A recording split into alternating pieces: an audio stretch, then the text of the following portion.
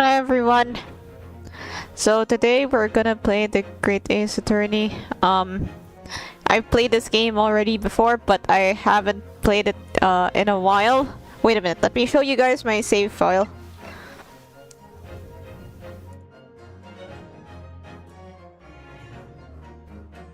Right, here we are. As you can see, my last game was in May. Here, the second one. Yeah, trial part 1. Holy shit, there's 2 parts to this. Anywho, so we're here. We're gonna solve some mysteries. Okay, we already have like the answer, so tell me how you play the game. Okay, I'm realizing that I might have forgotten a lot of the case details because I stopped right before the trial and basically I put on a bunch of fake British accents and you guys watch and say, Aura, please stop. And then I say, top of the morning, pip pip cheerio. And we try not to lose all our sanity. Wait, I have an unfinished Uma Musume career.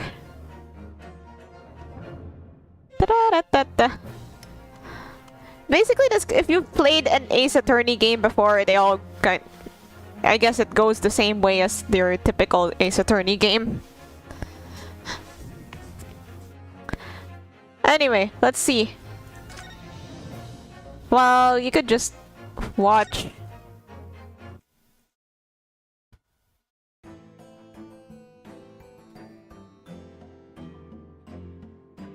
Dun, dun, dun, dun, dun.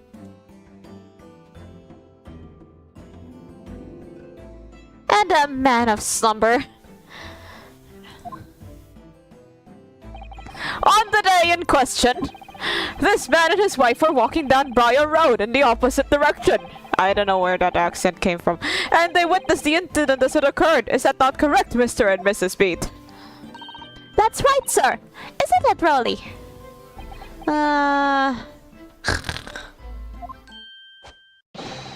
Constable Bates, sir! Nothing to report in the streets, sir! What a great witness he's going to be.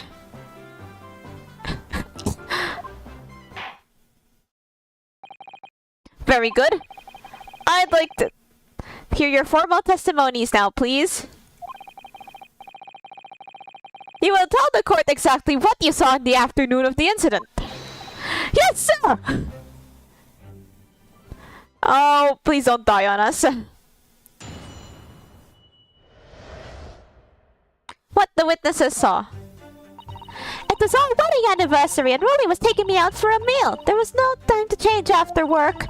Anyway, 2 silhouettes appeared out of the fog in the pavement in front of us. All of a sudden, one of them just collapsed into the floor. Then the other scattered something before running off. We ran straight over, of course, and then went for help at a nearby police box. It was definitely that Japanese man at the dock. Rolly and I both saw him clear as day. Well, this is extremely compelling testimony, I must say. Hello? Hello?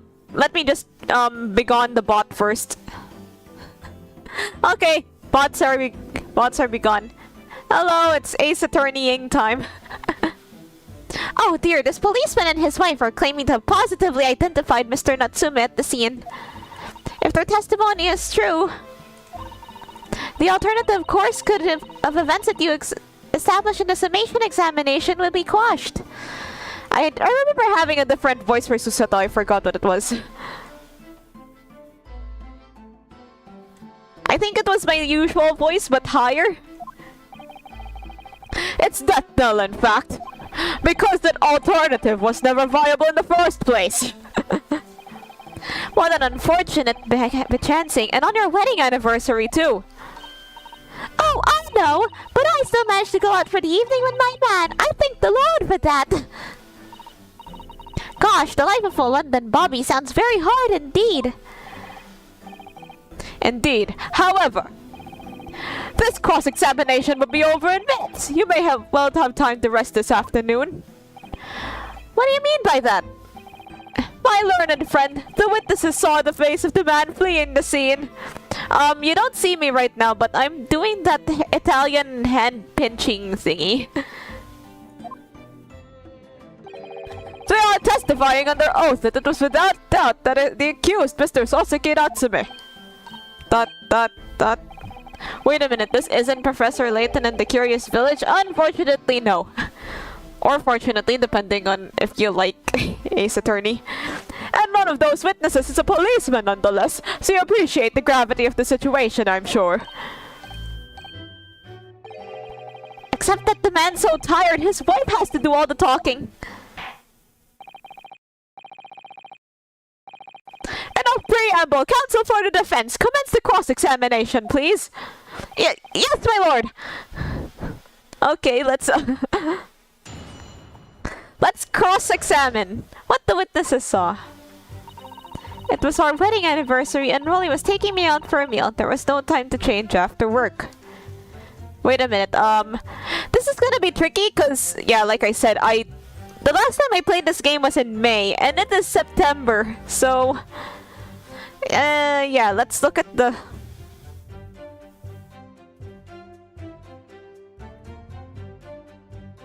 I mean, I'd like to have a look at the evidence, but I can't really right now. Anyway, two silhouettes appeared out of the fog of the pavement in front of us. Let's just press. Two silhouettes? That's right. They were coming towards us, walking up Briar Road in the opposite direction. There was a rather plump figure followed by a scrawny, thin-looking man. That does sound exactly like the victim as pictured in this print, and like Mr. Natsume. Yes, unfortunately it does. And you're certain that at the time there was nobody else nearby? Oh yes, quite certain. It was dark, but there were streetlights on Briar Road, you see? There was nobody else around at all. Isn't that right, my darling?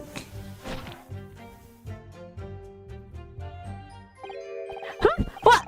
Ah, yes, that's right. Of course, there was a light fog on the ground.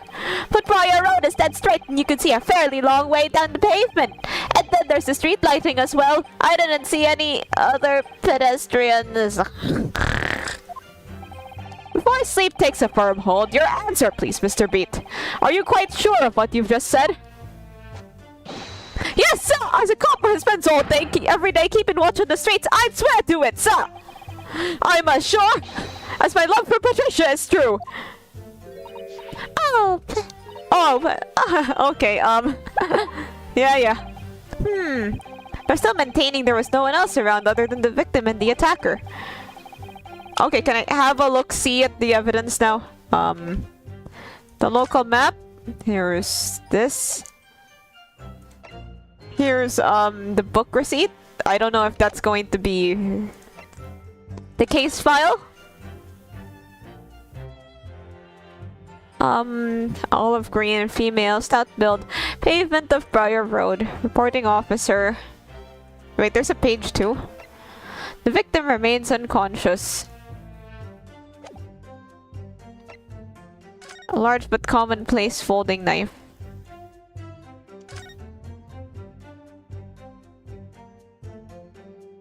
The tip's kinda blunt. Oh, look here, Mr. Naruhodo! Just at the tip! A small piece of the blade appears to be missing! You're right! Okay, okay, let this be a lesson to not play Ace Attorney games, to not leave Ace Attorney games for later. Crime scene photograph.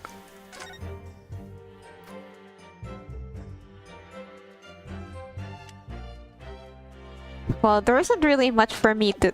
Okay, so the lady was murdered. There's a case file. It's beginning to seem like there's nowhere to run. Well, that didn't stop Mr. Natsume, did it? He fled the scene all too convincingly. Thank you. I believe we have a reasonably clear idea of the situation. What happened in the crucial moment that followed? All of a sudden, one of them just collapsed on the floor. Then the other scattered something before running off. Wait, I think we could press here. Hello. scattered something. What do you mean by that? Oh, well, I couldn't quite make out what it was at the time. But then we got closer, we realized what it was. Didn't we, darling?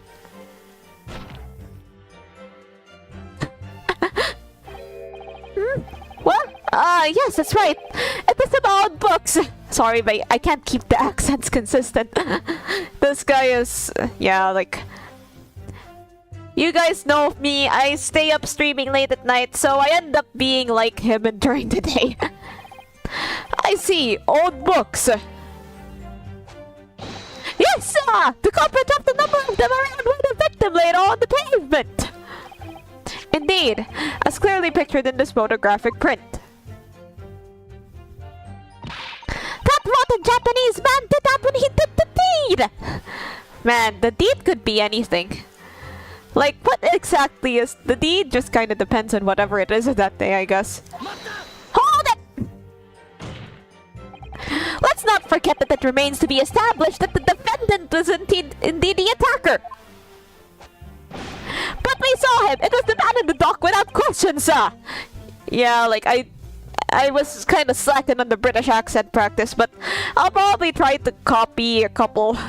I watch a handful of British YouTubers. Mostly the football ones. The mustache, the hunchback, the cat-like eyes, the taut mouth, the snub nose, everything! Any more insults you want to throw in? That's right, you look down at that poor defenseless woman with those terrifying, intense eyes. Oh man, the words are not wording. And then he suddenly threw his books in the pavement and ran away. I see. This is tough. They seem as though they're telling the truth here. May I remind the court that this unambiguous testimony comes from a policeman and his wife. Now please, continue. Yes, sir!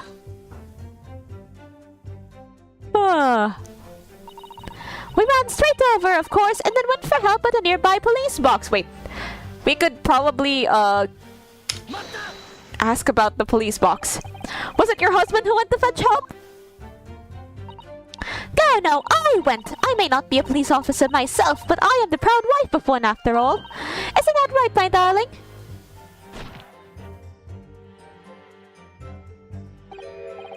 What? Yes, that's right. I asked Mrs. Pete to go. I was off duty by that point. I'm British.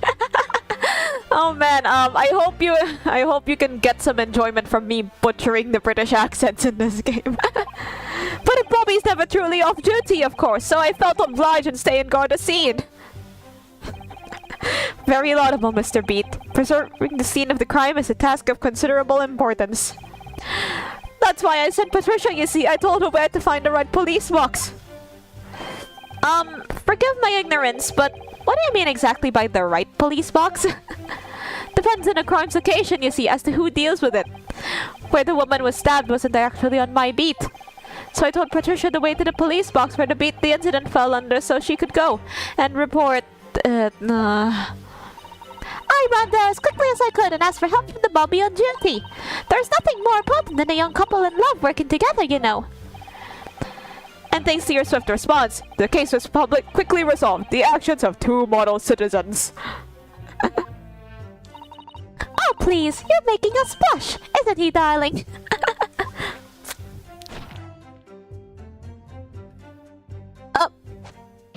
Yes, sir! What Patricia said, sir! Yeah, I might slip in and out of the... Let's move on, shall we? It was definitely that Japanese man in the dock. Rolly and I both saw him as clear as day. Wait a minute, wasn't it dark out?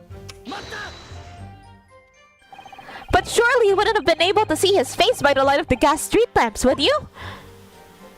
We absolutely could! Londoners have exceptional eyesight, they'll have you know! Right.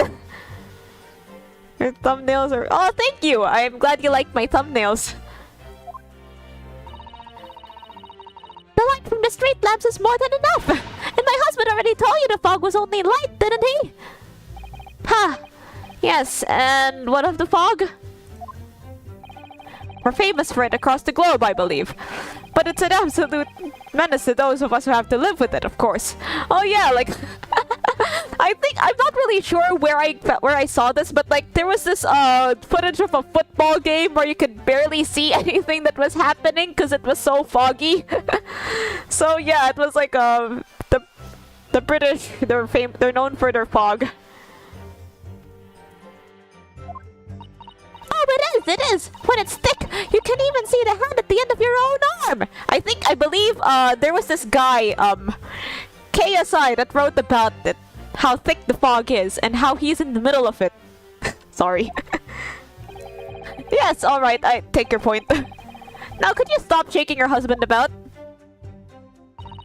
The constant fog makes our eyes very sharp, you see. That's why we can tell for sure and certain that it was that little Japanese man we saw. Can't we, darling?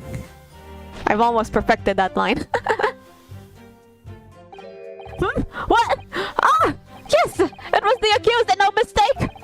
The mustache, the hunchback, the cat-like eyes, the taut mouth, the stub nose! Unmistakable, sir! As far as this couple's testimony is concerned, there can't be any question. It was Sasaki-san they saw running away from the scene of the crime. So that's it, is it? That's their entire testimony? What do you think, Mr. Naruhodo? Well, I hate to admit it, but on hearing the testimony, it really does seem as though Mr. and Mrs. Beat saw what they saw. Mr. Natsume running away from the scene on Briar Road that day. Yes, I feel the same. So if that's true, where does it leave us? The members of the jury are sure to call for a guilty verdict after this testimony. Oh no! Then what do we do? If Kazuma-sama were here... What are you trying to say? I think he would try to find a contradiction somewhere else within their testimony. What do you mean somewhere else? Their statement about seeing Mr. Natsume is unequivocal. Calling that into question won't help. But if you could identify some other part of their testimony which appears to contradict the facts, you might be able to discredit them, to make the jury doubt if the bear's memory of the day is accurate. Oh, right! Put simply, we must focus on finding the discrepancy in these statements somewhere. If we don't, I'm afraid the trial may reach an early and unfavorable conclusion. Why do I always seem to be so up against it? Alright, here we go again. There is no time to change after work. Next. Anyway, two silhouettes have appeared out of the fog in the pavement in front of us. Can I look at the court record?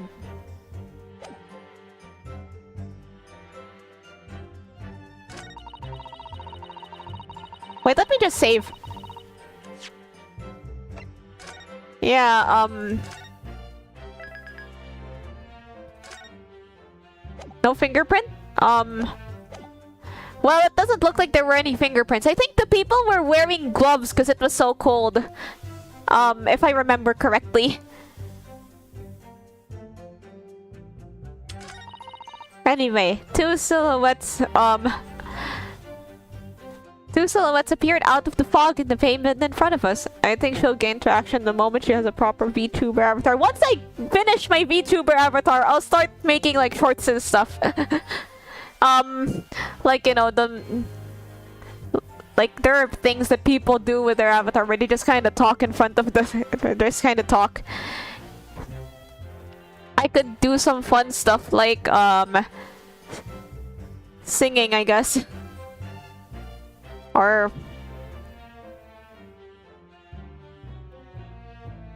I could be like, I remember there being this like meme this like meme of VTubers with their models that they do. Wait a minute, anywho. All of a sudden, one of them just collapsed on the floor, then the other scattered something before running off. We ran straight over, of course, and then went for help at the nearby police box. Wait a second,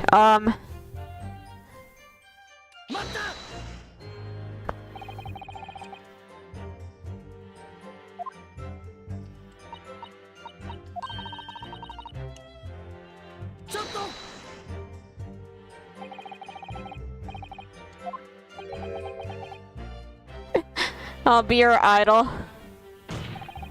Constable! Huh? What? I thought I heard someone call out my name. Terrible it was, like the dying animal's wail. I'm not dying, am I? Well, I might be, cause... No, sir. Sorry to say not, sir. Everything else is just noise. Oh my god, these two. It's wide awake now then. It was definitely that Japanese man in the... Hang on. I think I could present something. Foreshadowing question mark. Oh, hey, thanks for following here in Pixels.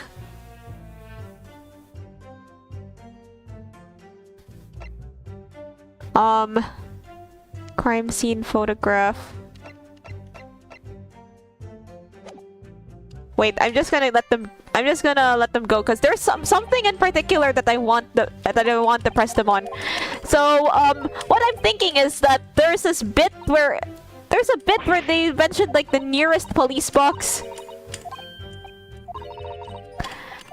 Somewhere. Okay, so we have to use our evidence to ask them stuff.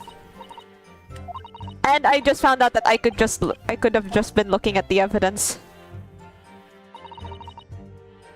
It was our wedding anniversary. Oh hey, oh that's cool. I'm glad to know I said your name correctly. I've heard it said before a couple times, cause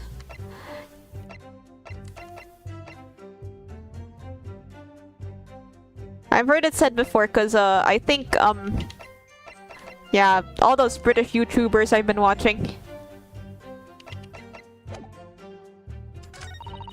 Anyway, two silhouettes appeared out in the front of the fog on the pavement in front of us. Wait, so...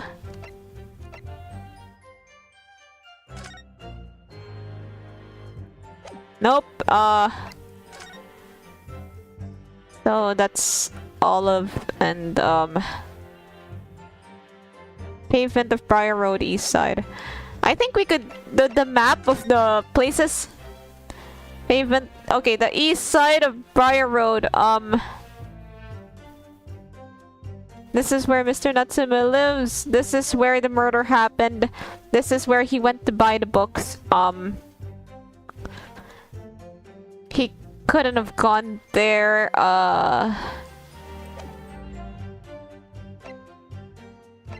Case files, jackknife.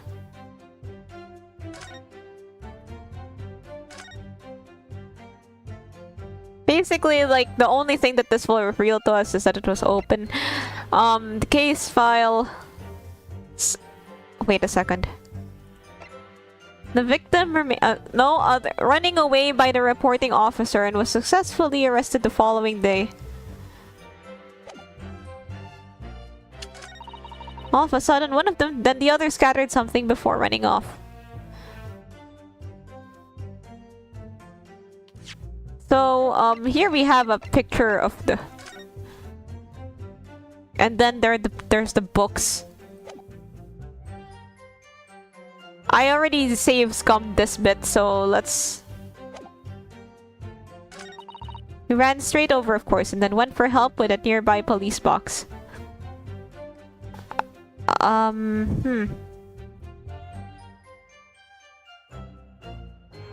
Wait a minute.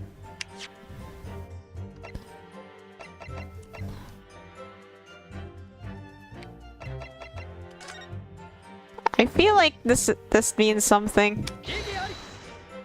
Maybe. There's clearly something odd about that last statement made by the witness. Oh boy.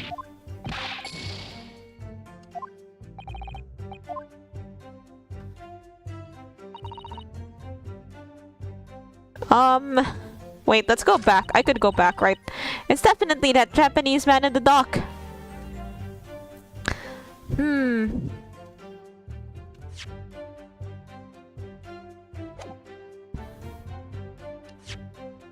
Okay, if you saw him as clear as day, then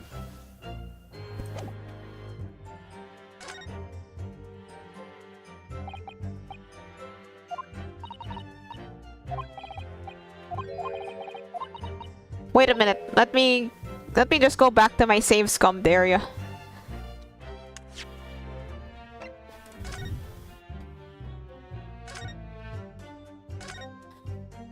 Well, if they turned off saving, then I'd be done. I'd be donezo.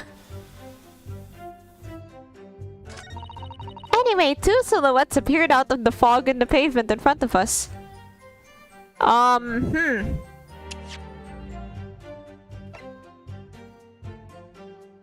It was their wedding anniversary. They went to the...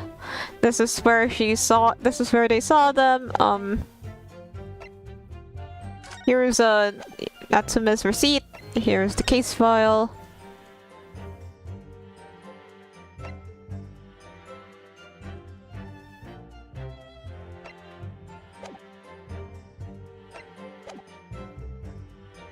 How can she see clearly if it was foggy? Exactly, but I don't have the evidence to...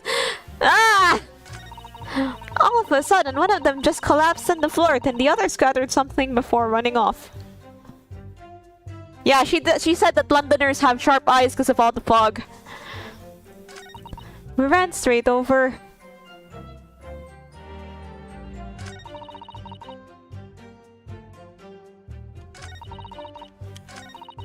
Hello, it's Persona 4. One of them just collapsed on the floor. I think I could show them this knife. Wait, I need to look at this one.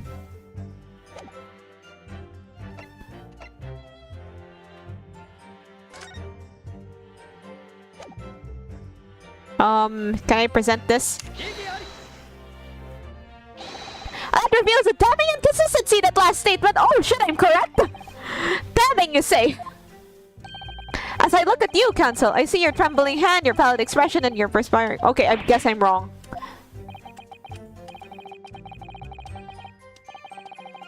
I thought I was right. Dang it. Oh my god, I'd be so dead. Mothman! All of a sudden, one of them just collapsed on the floor and then the other scattered something. Wait, hold it! Wait, let me just load back at my last, save. Sorry guys, I'm gonna be doing this a lot. I'll try to keep it to a minimum. There is no time to change after work. Maybe I could ask them more about this. No time to change after work, you say? Are you also a member of the police, Mrs. Smith? Oh no, sadly not. It's a job for strapping young men only. Women, children, and the elderly can't even apply. Well, I think you can probably see why children and the elderly can't do the job, can you? I think Rolly looks ever so handsome in his uniform. It suits you down to the ground, doesn't it, darling?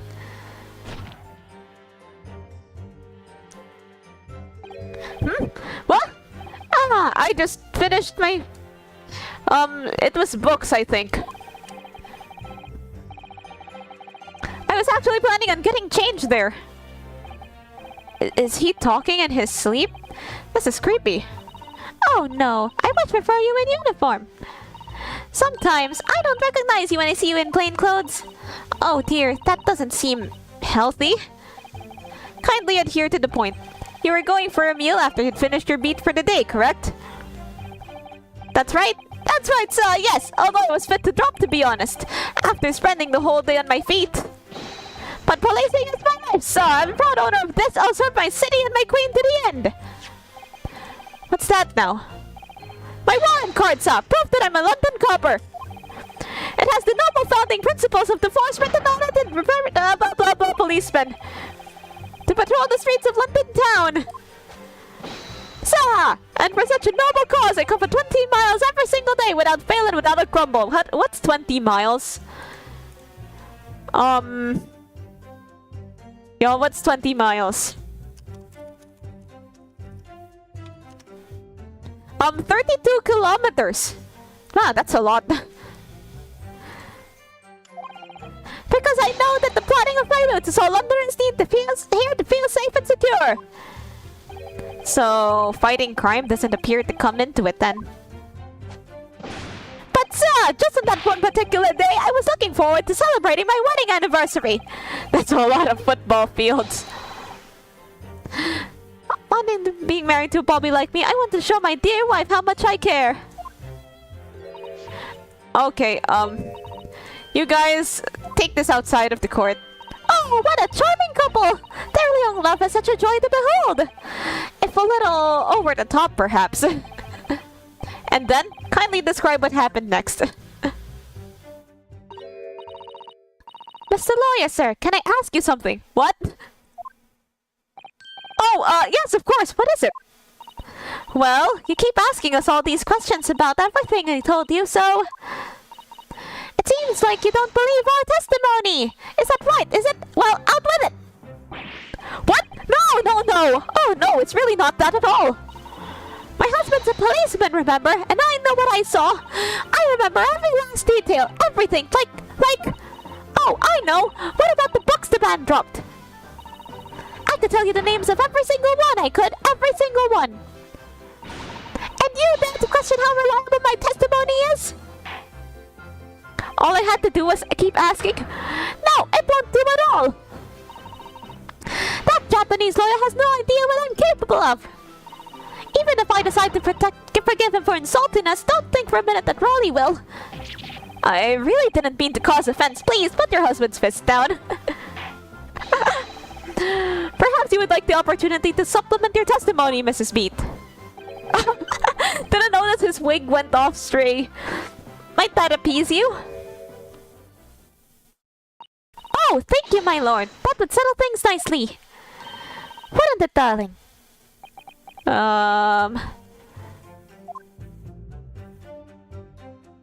Okay, so there's more. I could even tell you the names of the 4 books he dropped at the scene. Hold it! Okay, then what are the names? Tell me their names! After I'd been to the police box for help, I decided to have a good look over the area for good measure. I'm a proud policeman's wife, after all. And what was your husband doing at the time? Lying face down in the snow. He's just like me, for real, for real.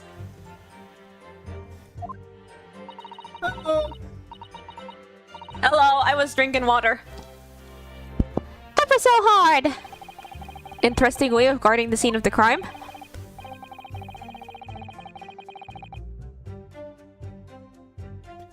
Well, Mrs. Beat, seeing as if you regaled the court with tales of your powers of recollection, would you be so kind as to recount the titles of the books you observed at the scene?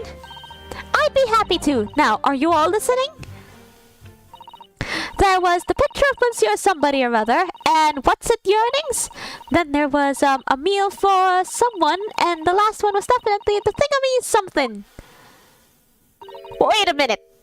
You see? Wait a second. Like, the receipt is here. He only bought 3 books. Fraud! Yes, I see there are 1 or 2 holes in your memory. Oh, well, they were along those lines, I'm quite sure. There were indeed books found at the scene with titles along those lines, as you put it. Well, what did I tell you? So I think it's very mean the way you've been implying that my testimony can't be trusted. Don't you agree, darling? Anyone who upsets my potential will have to me to answer to.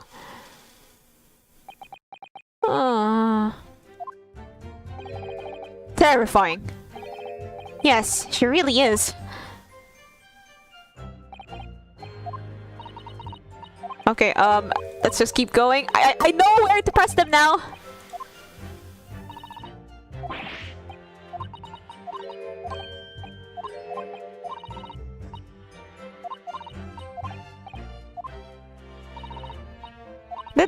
Okay, I'm fairly certain Natsume did not actually kill anybody. I'm like some maybe 90% sure about it. I don't think a policeman should be brandishing a weapon in court. Yeah, definitely not.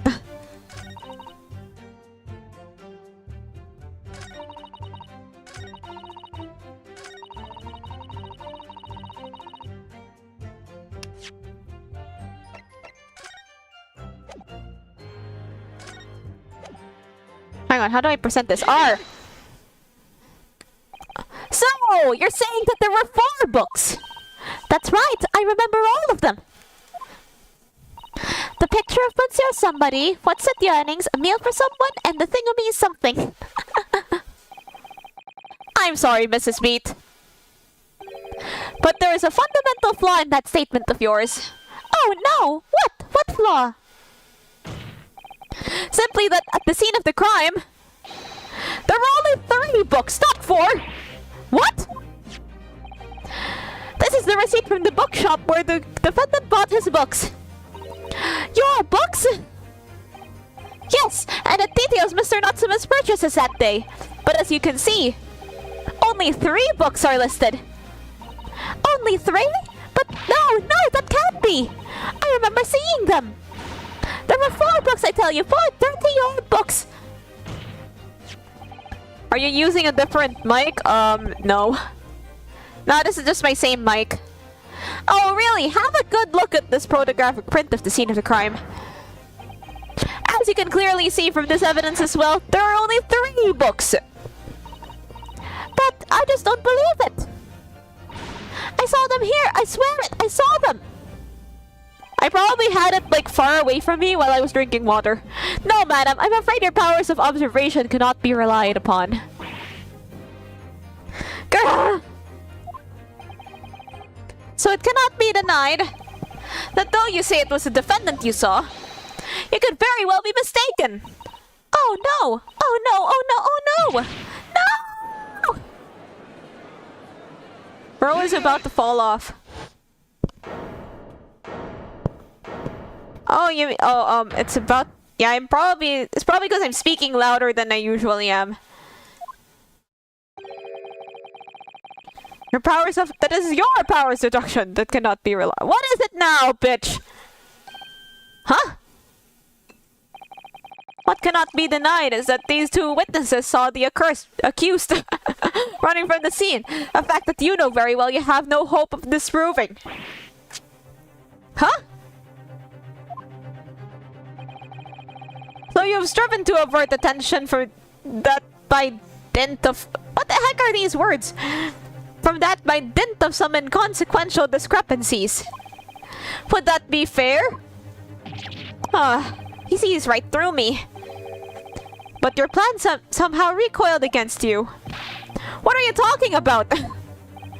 It's quite simple. Let me explain with a toast. To the policeman's wife and her entirely accurate testimony in every respect. Oh! How are you gonna explain the 4th book? At the scene on Briar Road, a total of 4 books were most likely found. Definitely found. But what about the photographic print? It only shows 3 books. Quite right, only 3 can be seen in that print. That print? You mean to say... Bruh. They have to clean up all the glass in this court. Allow me to present another, one that shows the victim's hand. I don't believe it! It's the 4th book! As you will observe, the 4th book was hidden from view in the original print by the victim's torso. No. No! Oh, bruh. Order! Order! I saw this clip of like an actual lawyer playing one of the Ace Attorney games, and then Miles Edgeworth comes in with the outdated autopsy report, and then he starts raging. He's like, outdated? Are you serious right now? They didn't tell us before the trial. Photoshop, or like they cut pictures and then they put it in there. Like, I'm guessing that's old-timey Photoshop. There, you see? You see? Look at that! Look! Look! Look! Yeah. It's just like I said, isn't it, my darling? Yes, sir! Patricia's always right, sir! Let us study the receipt for the books purchased by the accused in the day in question. Mrs. Beat, the titles once again, if you please. Oh, yes, of course. The picture of Monsieur somebody or other? The picture of Monsieur Lecoq. What's at the earnings? Canterbury earrings. A meal for someone? A meal for Gaborio, in fact. As the court has just heard, the witness remembers the book titles flawlessly save for a few minor details. Mrs. Beach's powers of recollection can only be described as exceptional. Did you hear that, Rolly? The gentleman paid me a compliment. Yes, sir! Flawless, sir! Patricia's flawless! But there are only 3 books in the receipt, and Mrs. Beat mentioned 4. There's nothing surprising about that. Clearly, the 4th book is that which was shown in this photographic print. I'm sorry, Counsel, but does that not seem odd? Why should the 4th book be omitted from the receipt?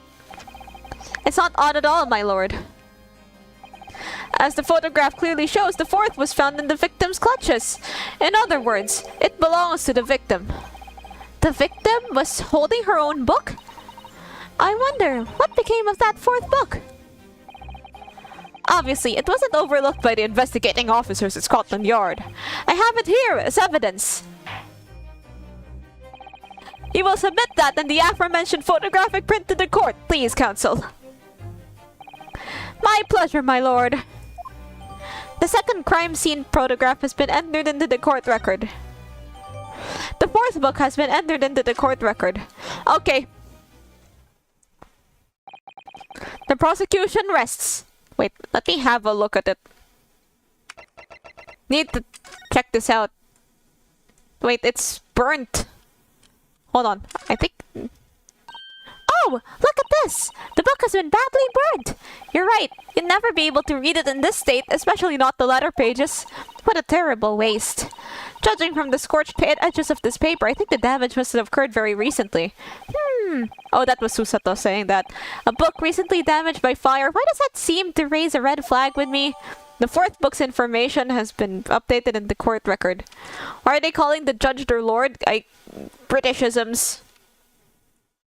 Can I open it? Can I open the book? Looks like I can't. The crime scene photograph too. There's not really much to see here. I have nothing further to add. What? You seem surprised, my learned friend. But your resistance until now has been in vain. Entertaining, yes, but futile. The spurious long revealed to the accused lodgings that you tried to establish in your summation examination, and the attempt at discrediting of the witness's powers of recollection in your cross-examination? Futile?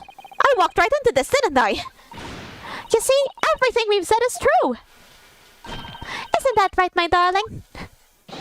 Yes, Pet! Marry me, Pet! But aren't you already married? So perhaps the ladies and gentlemen of the jury would like to reconsider their positions? Should the court waste any more time on this Nipponi's travesty? Or is the decision you have to make all too apparent already? You've heard all of the witnesses and seen all the evidence. Man probably reads the dictionary before his bedtime. Definitely. The trial has run its course. Mr. Naruhodo, I'm afraid we're in a terribly precarious position. I know, but if I fight back in the wrong way now, I could very well just make matters worse. Think, Ryunosuke, think. What do you do now? Raise an objection. Wait and see. I think now's a good time to save. Okay, I'll try not to, go... I mean, I guess the best thing to do is to raise an objection. Because, yeah, I'm 100% sure that Natsume did not kill anybody. Nah, bitch! I'm not done yet! No, my learned friend. It's over. That last cross-examination was your final chance to establish a credible defense, and you failed. The die has been cast. There is no more room for debate. Well, it might be over as far as you're concerned, but... Ah! I can't think of what to say! Oh god, Susato's judging us. If I may, Lord Fancyx. It seems somewhat boorish to close down the debate at this point. Your insignificant Little Eastern Isle must be a lawless hole indeed. For a lowly judicial assistant to have the audacity to intervene at a moment like this. Oh!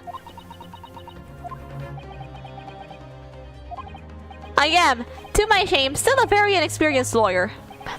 So you will have to forgive me, but I consider my assistant's advice essential and her opinions invaluable. Mr. Naruhodo! One of this land's great guiding principles is tolerance. So, the court will hear you, madame. Go ahead, Miss Susato. Please. Very well. Pray, what insight can you give us? What have we all overlooked in this matter that you see fit to pursue further? Well, the court has been presented with new evidence, but only after the last cross-examination finished. I see. And you believe that this new evidence warrants further examination, do you? Mr. Naruhodo, what do you think? It's just possible that this new evidence might be the decisive proof we've been waiting for. The judge is sure to ask the members of the jury to announce their leanings in a moment.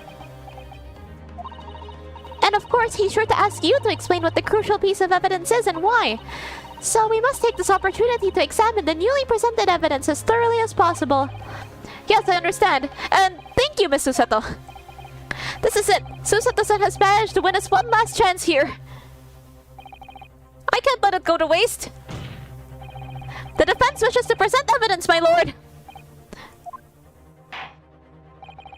Very well. The defense may present one further piece of evidence.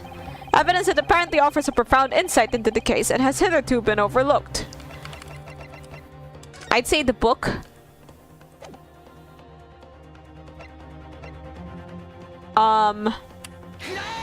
Take that!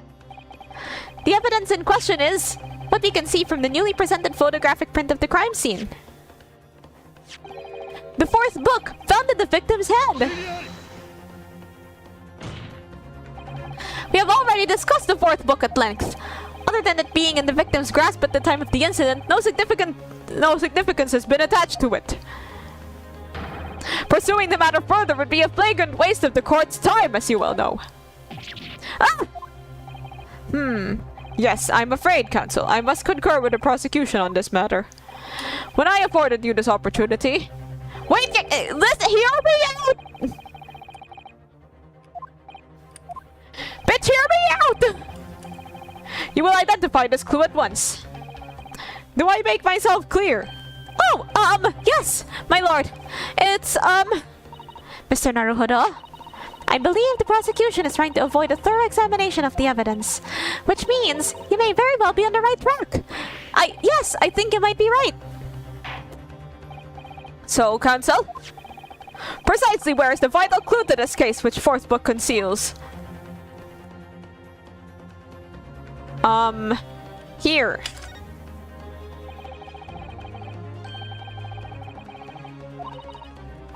Wait, that's not the right thing to click on. But yeah, I'm just gonna present this. Yes, a book damage and recent fire. That definitely rings a bell. Got it! I would ask the court to observe the back of the book in question. The back? What the... Good gracious! It's been burnt to a crisp! So we have to ask ourselves, why was the victim clutching what is clearly an unreadable book? It's undeniably an extremely unnatural thing for her to have been doing.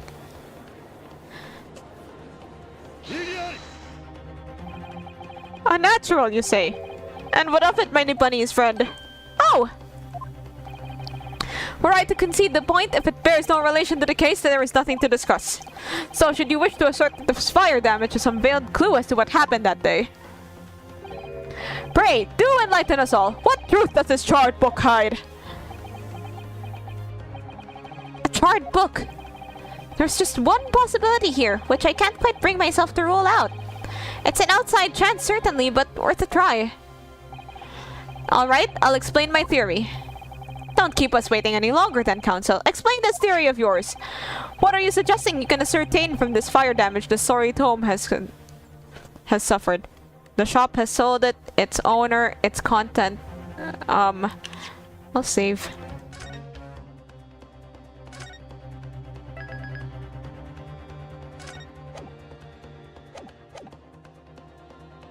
Fire damage, the shop, its owner. I'm guessing that it wouldn't have been, I'm guessing that it wouldn't have been burnt by the time she bought it at the store.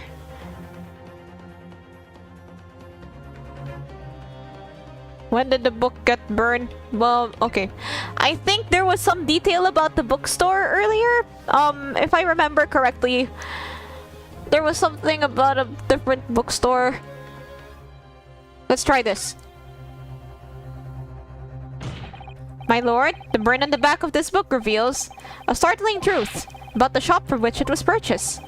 What on earth do you mean? To have sold a half-burnt and unreadable book such as this, we can be quite sure that the establishment it came from is a terrible book.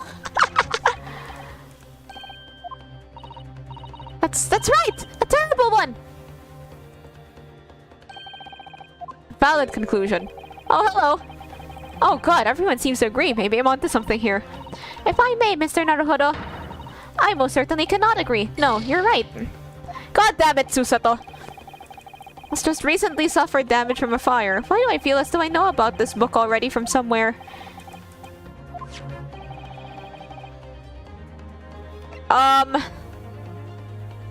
Alright, let's see, its owner? Its owner! My lord, the burn in the back of this book reveals a startling truth about the book's owner. I beg your pardon? But we already know who the book belongs to. The victim was gripping it in her hand as she fell to the floor after all. It's obviously hers.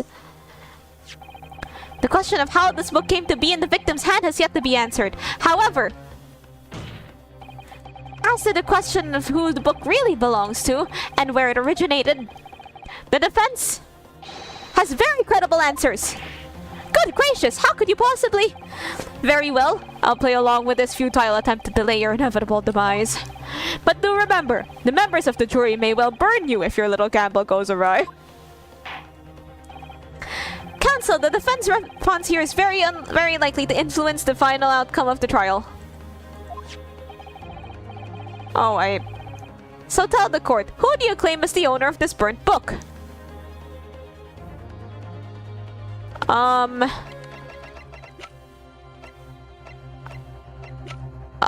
I guess Natsume himself owned it? I'm not sure.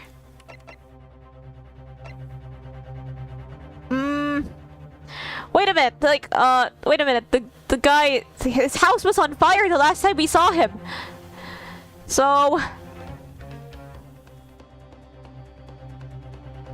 I think it's him. Either him or his wife, I'm not sure. Take that!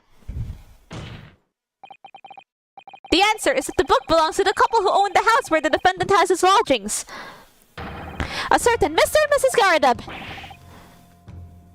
The landlords? And whether this is some extraordinary coincidence or some kind of fate at work, I don't know, but... Of all the people in London, one of the 6 chosen for jury duty in this courtroom today is none other than Mrs. Garadab herself! Oh my goodness! Me? I think you must be mistaken, sir. I'm not Mr. Garadab's wife. I'm his maid! Things would be so much easier if you would just drop the bright pretense. Alright then, how about a simple question for you? Have you ever seen this book in Mr. Garadab's house? I would never presume to know all the books he keeps, sir. This is outlandish behavior. The woman is the accused landlady, you say? You implicate this hard-working member of the public. You besmirch her without a shred of evidence. Your actions are unforgivable.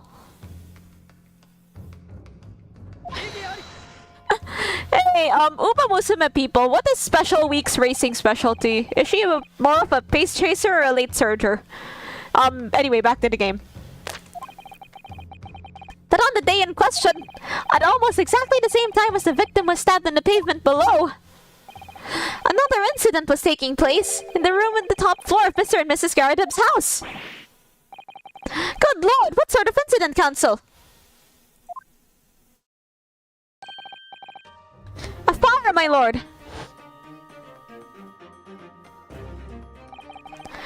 sorry to say it was. Happened in the blink of an eye, you know. The whole place filled with smoke. Couldn't see a bally thing. Didn't take long for the fire to spread, of course. The bally furniture started going up as well. Worst of it is, I lost my favorite, book called The Lion's Pride. Kind of both, she's interchangeable between the two. Cool, thanks.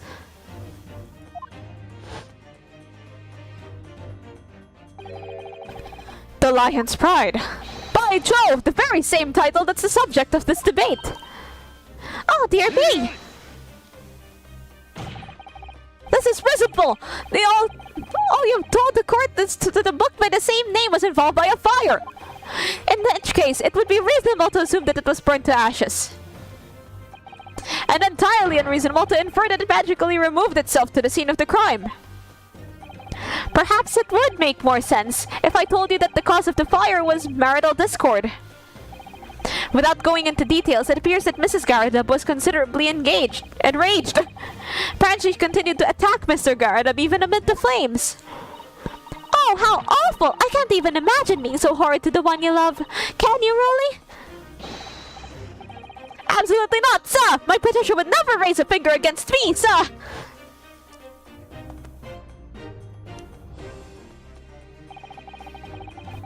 Had all my favorite old novels in that case, but as soon as the fire got a hold of them, that was it. Whoosh, up in smoke. Then the wife started hurtling things at me. There I was, back against the window, under heavy enemy fire, incendiary books incoming 10 to the dozen.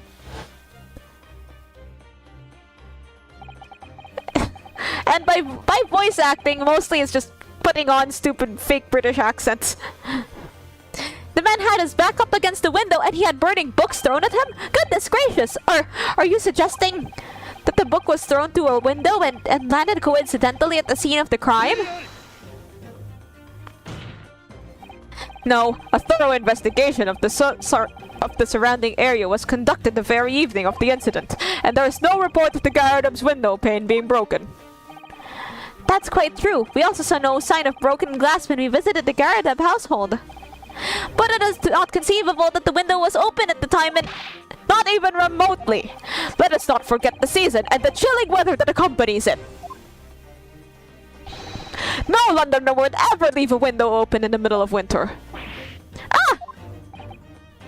Does the defense postulate the scenario in all seriousness, counsel? Do you earnestly claim that the book found at the scene was a flaming projectile thrown by Mr. Garadub's wife? I believe it's a possibility, my lord. That's quite enough! What? Well, I hope that everyone can see you for what you are now, you little foreign trickster! You call yourself a lawyer, but you're just a coward! Really? Claiming our little tiff set the whole neighborhood alight honestly! Implying I'm merely posing as a maid for appearance's sake. How could you? It's nothing to do with this beastly case, not any of it. All you've done is sully our family's name.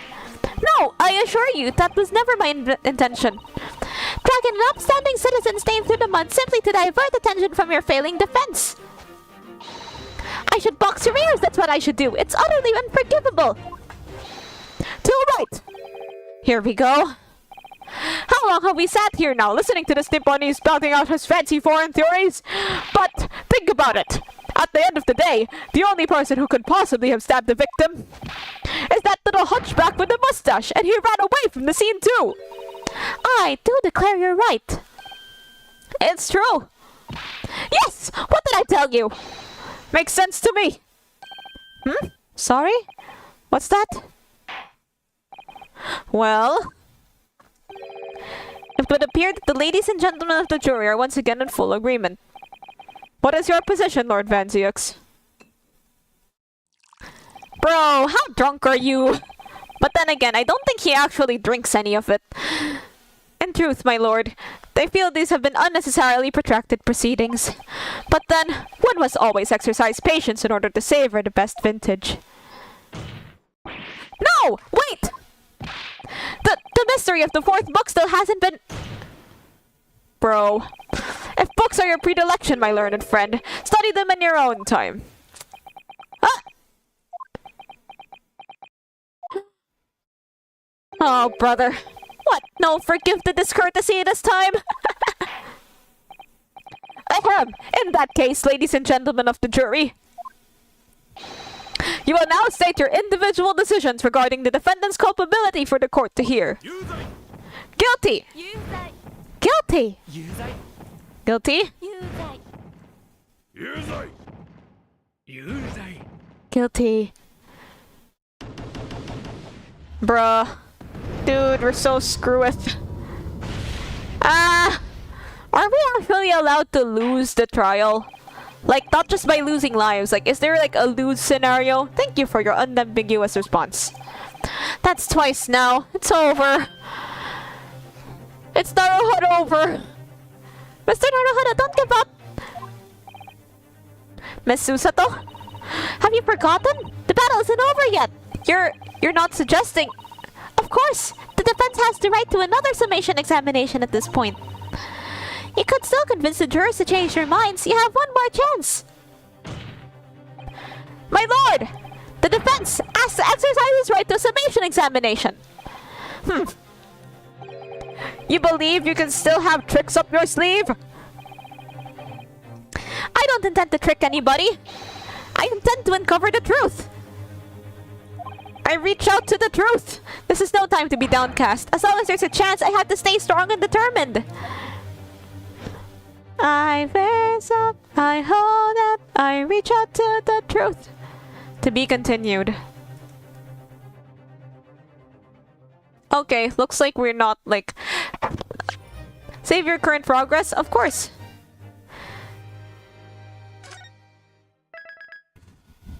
Like, you know, the thought puzzles in this game make it fun.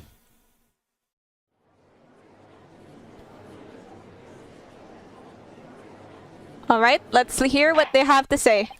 I have considered the defense counsel's request for a further summation examination of the jury. And I have determined that the court must uphold the defense's judicial right to this procedure. So, counsel, you will now proceed with your second summation examination. I presume the jury is ready, Mr. Foreman? And by it, I mean by progress. We are, my lord. Very good. In that case, I must ask each of you now to state clearly and concisely for the court the grounds on which you find the defendant guilty of this crime. Alright, lay it on me. Judicial findings. The juror's contentions. The accused left behind evidence at the scene, didn't he? Those 3 books of his. If there was some novel alternative explanation about how the victim was stabbed, I might reconsider. Even if the woman was throwing books, it can't be related to his crime if the window was closed, can it? Dearie me, it was only a little book, hardly life-threatening even with a direct hit. Look, I just want to get this over with. If I don't bring home some pay tonight, I'll be in a tiny bit of trouble. Come to think of it, we had a fire at home a while ago. It gave me the sneezes. Yes, considerably more tangible arguments from all members of the jury this time around, it seems. With one notable exception, of course. My learned student friend was unable to find fault in the previous witness testimony. So the court must accept the fact that it was indeed the accused seen fleeing from the scene. And moreover... Bro, drink the wine! No one else was even in the scene to commit the crime! Well, if the eyewitnesses are all correct, it would seem as if the conclusion is somewhat set in stone. I fail to see how it can be argued any other way. That means, I'm afraid, that during the summation examination, it's essential that you establish some other tangible explanation for the facts. But how? What would even constitute a tangible explanation here? Isn't it obvious? Who stabbed the woman? And how? Those 2 details are all you need provide. Simply give us a name and a method by which the attack was conducted. And there I was, thinking this might be hard. But Mr. Naruhodo, you have to do it, otherwise this really will be where the trial ends. No pressure then. That's quite enough preamble. Proceed with the summation examination, please. I presume you are prepared, counsel. Oh, yes, my lord. All right, Ryunosuke, focus your mind now. Clearly, the key to the summation examination is going to be juror number 4, the maid. Or should I say, Mrs. Garadab. Roommates put a bed in front of the door? Why? We have a book that disappeared from the Garadab's house in the evening of the incident. And the 4th book found in the victim's hand. There must be a way to link the two. Yes, that's what you have to find. Using every technique I've learned in my short career so far. Don't forget to keep an eye on Mrs. Garadab and how she reacts, even to the things other people say. Alright, there I am. Look at me. I'm such a Giga Chad.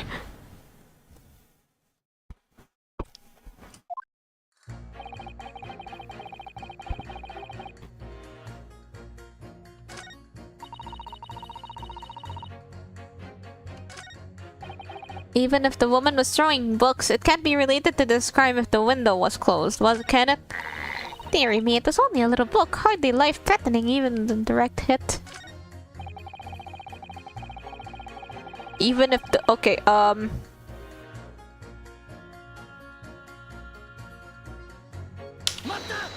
Wait, let's ask. But what about the possibility that the window was open? what about it? I mean, there's just no way it could have been. How can you be so sure? The prosecutor fellow over there said it earlier, didn't he? Tomfoolery. But then with the katana, God, I wish. But then...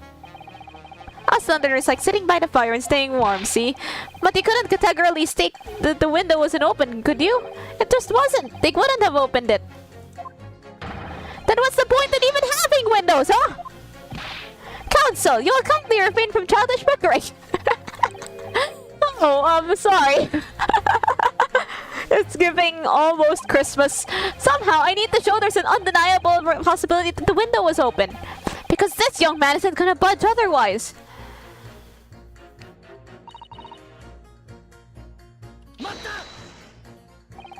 But the little book was on fire at the time, was it not? But flames of love, I'll have you know. There's really no such thing as a loving incendiary, Bob. Man, this game is can be unintentionally funny sometimes. Or intentionally. Well, he brought it upon himself. It's playing with fire to betray a fiery love, isn't it? Well, don't you agree? Oh, well, any kind of betrayal is certainly a bad thing, yes. But I think the argument might have arisen out of your misunderstanding, Mrs. Garadab. Never you mind that. The point is we were just having a jovial little dispute, nothing more. Man, Juror 5 is really getting it right now. And man, I won't have anything whatsoever to do with this crime. Okay. Whatever you say. Right, well, we'll see about that. But what about juror number 5?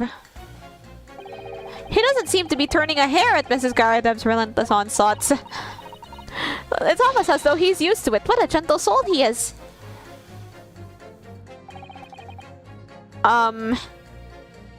Well, let's ask him some questions about how... You just want to get this over with? How can you sit there and say something like that? A man's future is at stake here.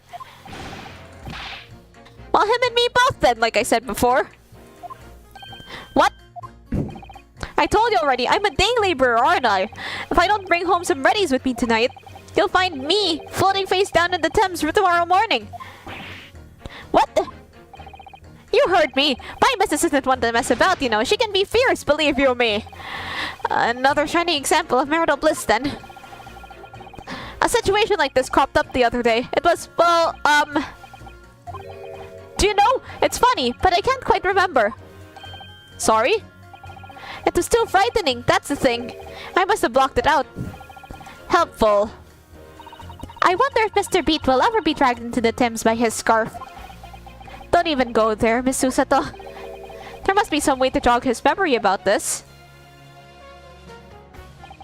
Come to think of it, we had a fire at home ago. Wait a minute.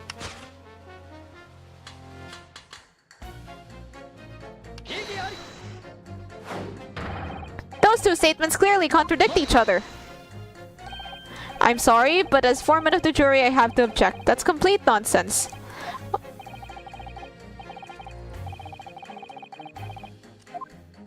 Okay, I'll just let myself lose the life at this point. There was nothing whimsical about it.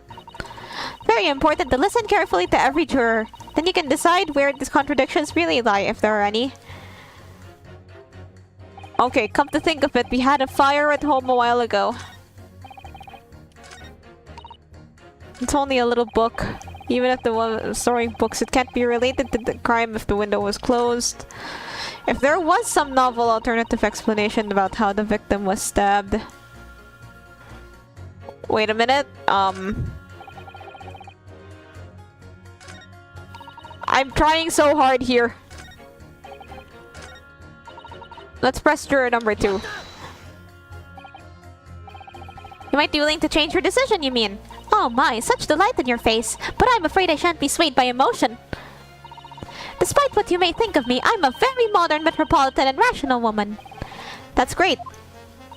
If one reads the morning papers, it's all forgotten by tea time, isn't it? So why read them in the first place? You see, modern, metropolitan, and rational thinking, wouldn't you say? Not at all extreme. As I see it, an overly suspicious Japanese man has been So despite one or two minor puzzlements, I do declare that the man is overwhelmingly guilty. Modern, metropolitan, and rational logic, wouldn't you say?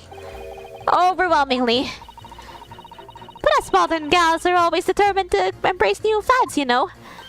So I'd be only too happy to consider an exciting new theory if you could come up with one. Oh, you're a century too early. There was this guy, Matthew Patrick. He presents, theories about... Wait a minute. Video games weren't invented yet. I don't know how am I gonna explain game theory in Victorian England? Never mind. Let's do our very best not to disappoint the modern, metropolitan young lady. Right. I'm glad you admitted rational there.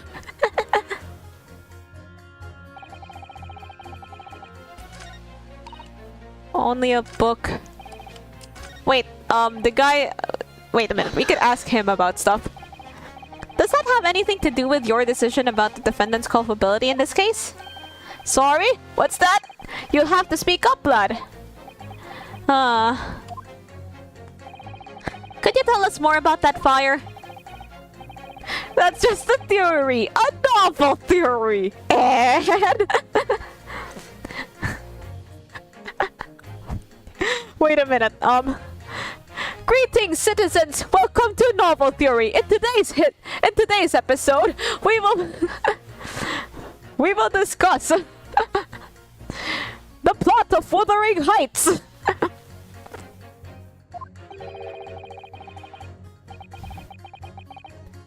It had 75 candles on the top, it did. You put candles on a cake? What, was it some kind of devil worship? What are Heathcliff's true intentions in returning to Wuthering Heights? Find out on this episode of Novel Theory. And...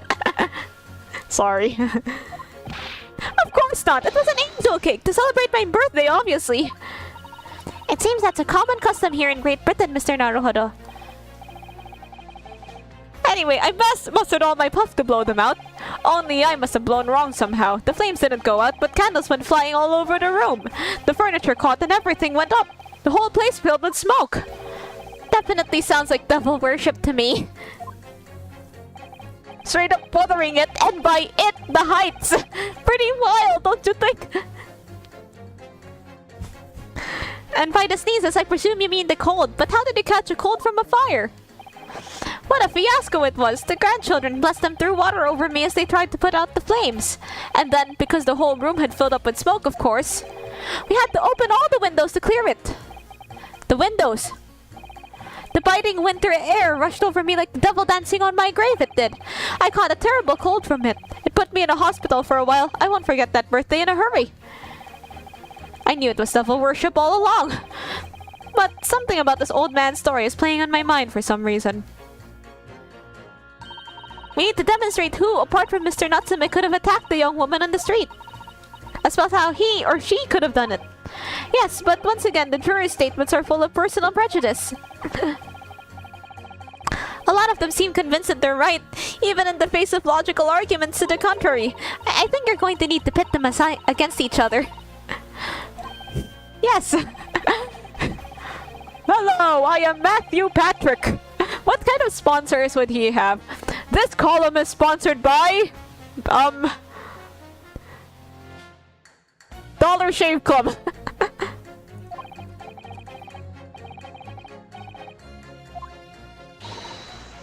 Alright, let's keep going.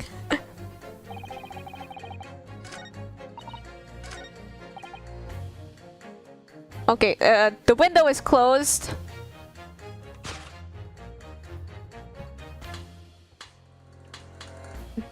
The window is closed. Winter house fires are dire. You have to open windows. Okay, I think I got it. Here. Those two jurors' statements clearly contradict one another. They do? How exactly, counsel? Don't point at me again. I told you it wasn't me. What's that? Speak up, lad. Oh yeah, $1. 1 cent shave club. Juror number 3, do you see? Oh, that's my, Sky's voice. That's supposed to be my regular voice. Oh, me? See what, sir? Did you hear juror number 6 account of his birthday celebrations last year? It seems, despite being a Londoner, he once opened his windows in the middle of winter. Well, yes, of course, because it was an emergency. I mean, obviously, if the room was filled with smoke from a fire, then you'd be mad not to open the... Oh! Gotcha! Exactly! On that day in question, at the time of the incident, there was a fire in the Garrett household, and Mr. Garrett had the following to say about it. The whole place filled with smoke. Oh, my hat! Wait a minute, got something to say? Juror number 4, do you have something to say about that? Miss? Mrs. Garrett! Oh, dearie me! What's the meaning of this? How dare you imply I'm hiding who I really am? It's imperative that you confirm something for the court. So please, it's time to drop the pretense now. What is it? When the fire started in your house that day, did you or your husband open the window? What? I beg your pardon? What are you insinuating? The room would have been thick with smoke after the carpet and bookcase caught fire as they did. In a situation like that, it's inconceivable that you wouldn't have opened the window. And what if we did? Speaking of the tea having alcohol, I've heard of cocktails that have tea as an ingredient. That sounds pretty interesting, considering like both tea and alcohol are kind of bitter.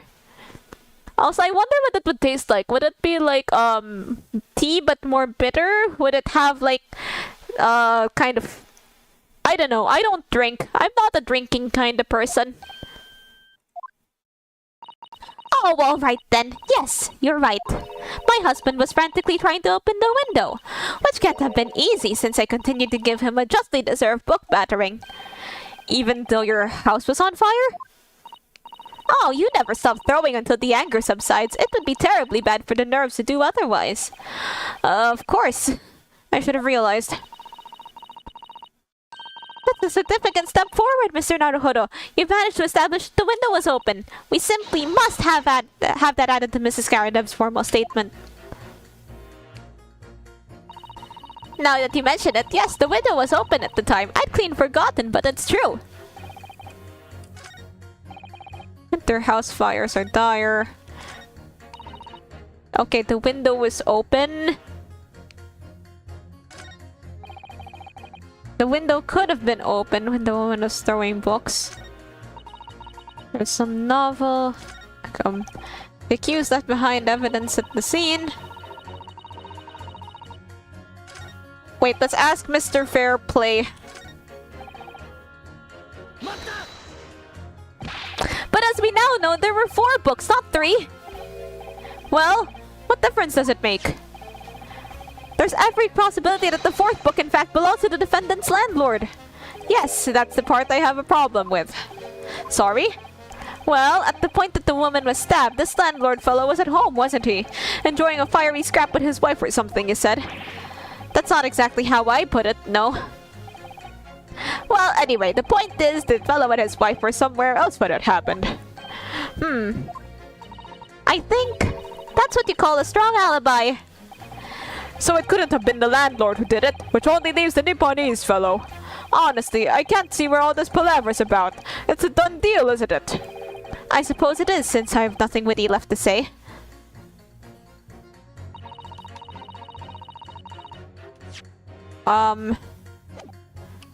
Let's keep going. Okay, we have to ask Juror 5 about what he's... Yeah, Nagusa's right. We have to ask about what Juror 5 is thinking. Just want to get this over with. How can you sit there and say something like that? Well, him and me both then, like I said before. What? I told you already, I'm a day laborer, aren't I? What? A situation like this cropped up the other day. It was, Do you know, it's funny, but I can't quite... Wait, sorry? It was too frightening. Helpful.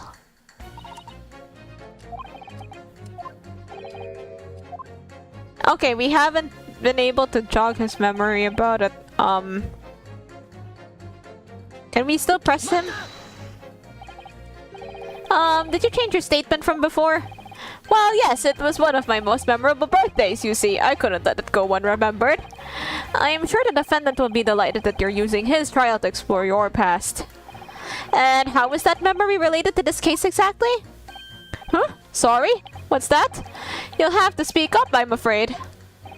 Never mind. He's as deaf as a post. But he wants to be. But actually, this old man's anecdote might just provide the alternative explanation I need to make my point of some of the other jurors. We used unlit candles on my birthday this year. It's safer that way. Okay, the window was open. Mrs. Garadeb has finally admitted. They're stacking chairs outside. What are your roommates up to? And like the fog's starting to clear. And an alternative explanation.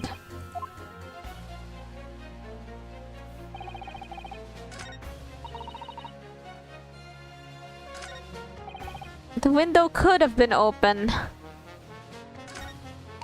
Now you mention it, yes, the window was open at the time. I'd clean forgotten, but it's true. The fourth book found that the scene of the crime shows very obvious signs of fire damage. And the title of the book is The Lion's Pride. The same title, in fact, as the book that Mr. Garadeb told us he'd been reading. Well, I really couldn't say. On the day in question, did you or did you not throw at your husband the copy of The Lion's Pride he had been reading? I did. Huh? It was the first thing I could lay my hands on, so I hurled it straight at him. And now you have come to mention it, yes? He was rather enjoying reading it, you're right. Why did you not reveal this information to the court from the outset? Because I couldn't, you insolent little man! I didn't remember! At times like that, you pick up and throw whatever you could lay your hands on as well, you know. I really don't. I barely noticed I was throwing a book, but that's the title of it. Wait a minute. Yo, what is it, juror number 5? Do you know something? I've remembered what it was. That memory I'd blocked out. Ah! It was listening to what this granny was saying. Brought it all back. Who are you calling a granny, you cheeky devil? I'm Mrs. Garadeb the maid, I'll have you know. The man doesn't even flinch. Please tell me that's not because he's so used to being hit all the time. It was about 2 weeks ago now. I just come back home from work like. I put my hand in the pocket for the wages I just earned that day and I nearly died. There was a hole. Every last penny had dropped out. Oh dear. What a disaster. You haven't heard the half of it, boy. Oh? The wife was cutting up some chicken at the time. I could hardly get the words out, but I told her straight. I've lost the day's wages, love. Next thing I knew, the blade was whistling past my ear. Stuck into the wall next to me, it did. About an inch deep. No words, just terror. I could smell it then, you know. That god-awful stench of the Thames. I was sure I was going to end up face down in the muddy banks that night, I could tell you. Now, that's a real disaster, isn't it? I'll never use the word lightly again. Anyway, the point I'm trying to make is, when women lose their rag, they'll throw anything at you. Knives, hatchets, hammers, you name it. Mr. Naruhodo, you mustn't think that all women are so short-tempered and unrefined. No, I wasn't thinking that. Throwing household objects at people is, well, it's so uncivilized. At least attack with honor using a bow or the like. What? Attack? Who are you going to attack? Never mind. Anyway, this man's words could be rather significant, I think. Alright, we'll come back to the bow and arrow thing later. Right there. A woman in a rage will hurl almost anything at you. The kitchen knife really brought that home to me. Winter house fires are dire. You have to open windows to clear the smoke. That's when...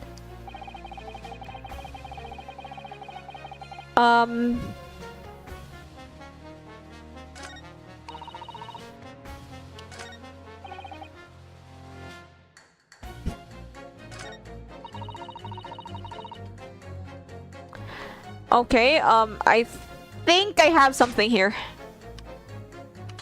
I better be careful though. Those two statements clearly have a deeply significant connection. Good grief, you mean they don't contradict each other? Explain, Counsel, at once! Juror number 2, do you think perhaps that this could have been one such novel alternative? Oh my, whatever do you mean? An alternative explanation as to how the victim was stabbed in the back. What are you talking about? We've demonstrated that the fourth book, The Lion's Pride, that was found at the scene of the crime, originated in Mr. Garadub's room in the top floor of his house. Therefore, it's equally possible that some other object besides the book could have found its way from the Garadub household to the street below. What's that now? After all, Mrs. Garadub could have thrown any number of different objects at her husband. Isn't that right, juror number 4? What are you insinuating now, you little beanball? I'm beginning to think that ever since the true origins of this book came to light, perhaps she'd had a feeling this might be what happened. Now you listen here, you Eastern Gala. As the foreman of this jury, I demand a straight answer. You'll give us this yarn about some other object making its way out of the house, but what? What was it? I'm really taking a big gamble here. That was a bold accusation to make, but I haven't any real evidence to back it up. But I'm certain that at the very least this warrants further investigation. Alright, Mr. Foreman, I'll try to explain the defense's theory. The other object that found its way from the Garadub household to the scene of the crime is... Okay, besides it could be the knife.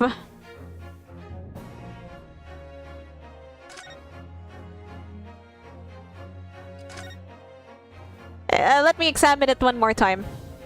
But all it'll tell you is that the tip is broken.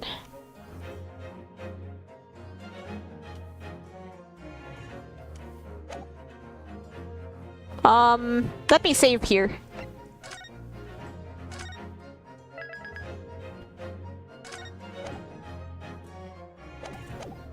So, it's probably this. Take that! Juror number 4, Mrs. Garadub. What? What now? I must apologize in advance for this. But I need you to confirm something else for the court. This knife. Have you ever seen this knife before? Ah! Good Lord, Counsel! What on earth are you doing? That's the weapon that was lodged to the victim's back, man!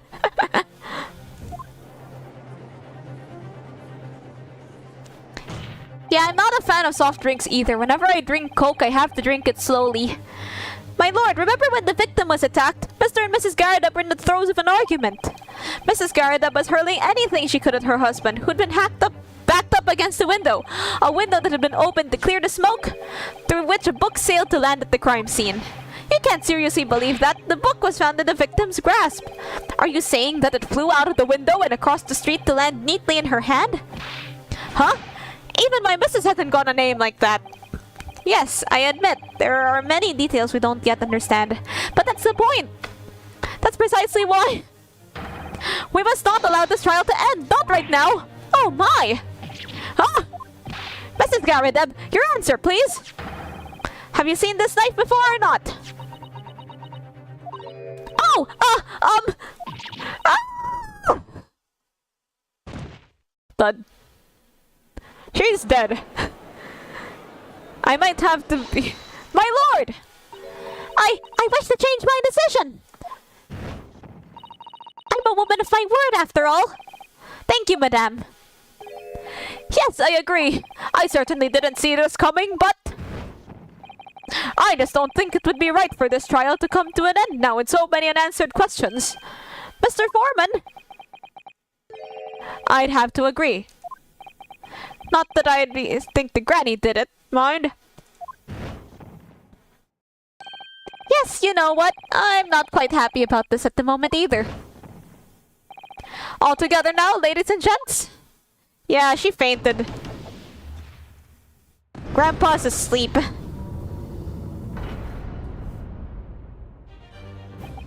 Wait! We did it! Oh, congratulations, Mr. Naruhodo! So, as a result of the defense's summation examination, number of jurors' leanings have changed. 2 jurors called guilty against 4 now calling innocent. Accordingly, the opinion of this court is divided. And this trial will continue.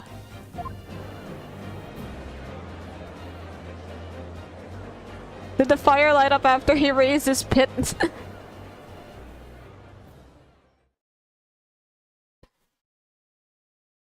Alright, let's see. Now then, Lord Van Zieks, how does the prosecution wish to proceed?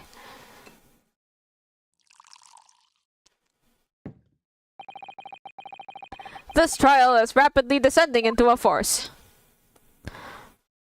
Oh my god, he's actually drinking it. Like a corked wine, the first few sips are bitter enough. Bro, finish it! But what follows is so repugnant it's good for nothing save the gutter. If I may, Lord Van Zieks, the defense has just put forward a credible alternative explanation for what happened. Credible? Is that your considered option, Mr. Foreman? Opinion, Mr. Foreman. The defense's argument is a joke to which I barely know how to respond, but let me start by insisting that you must all familiarize yourselves better with the relative positions of the places being discussed. What do you mean by that? What's his angle this time? It should be already more than apparent that between the crime scene and the Garadeb household runs a rather wide street, Briar Road. Which means that the distance from the Garadeb's house to the scene is some, yes, 15 yards. Let me see, 15 yards. That's around 14 meters.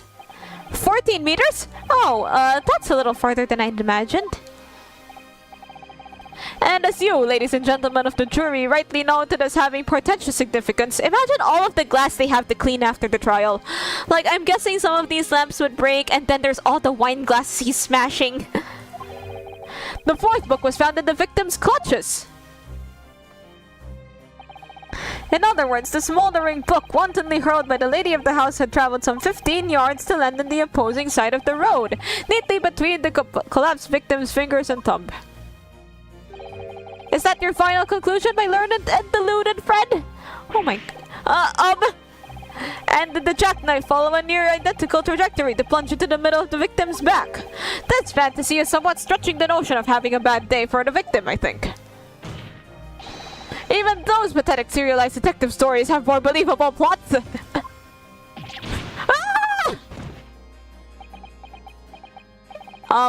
There's nothing I can say to that. Okay, new discovery. Van Zieks reads the magazines that the Sherlock Holmes books appear in. That prosecutor loves the sound of his own voice! Miss Susato!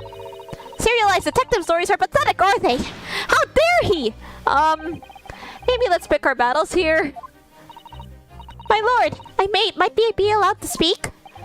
As judicial assistant, you may speak for the defense, yes. Go ahead.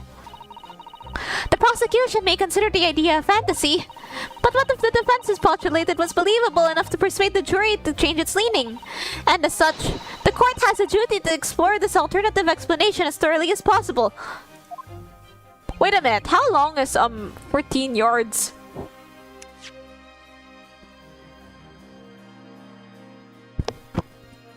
$14 meters. How long is 14 meters? What is 14 meters long?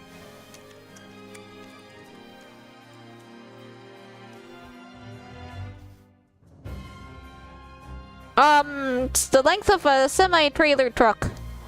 A standard city bus. I mean, that's not an unbelievable distance to throw something.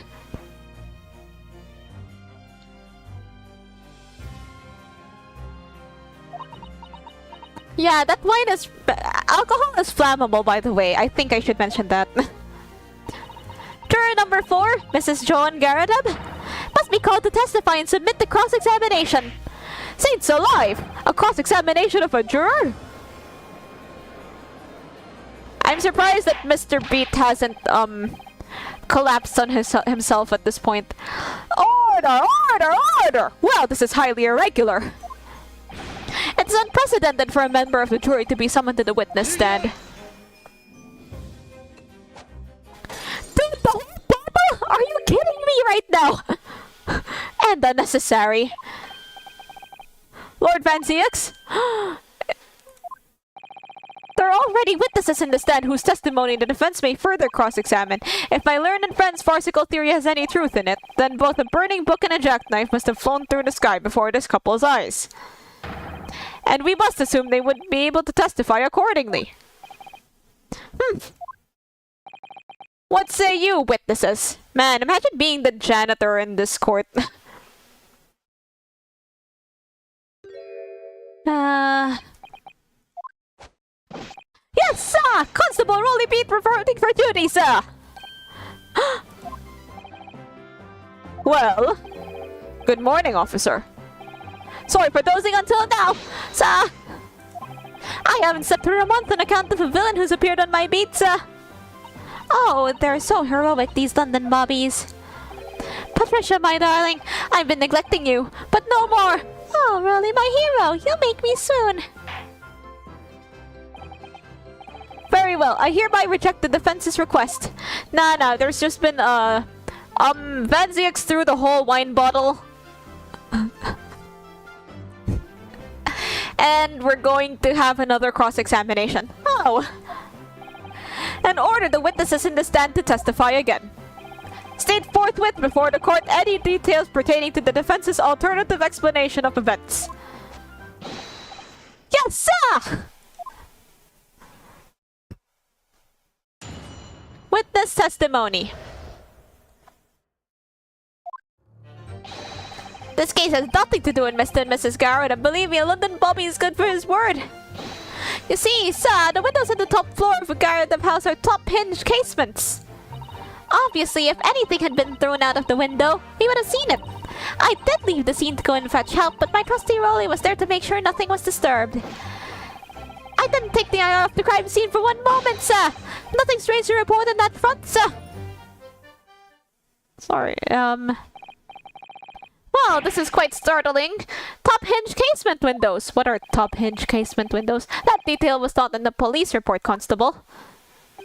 Ah, yes, sorry about that. I must have been a little drowsy. You cannot excuse your sins with drowsiness every time, Constable. No, sir! Sorry, but... What exactly is a top-hinged casement window? Hang on, I'm gonna take a short break and I'll be right back to find out what the top-hinged casement window is. So, yeah, you guys discuss your favorite kind of bread and I'll be right back.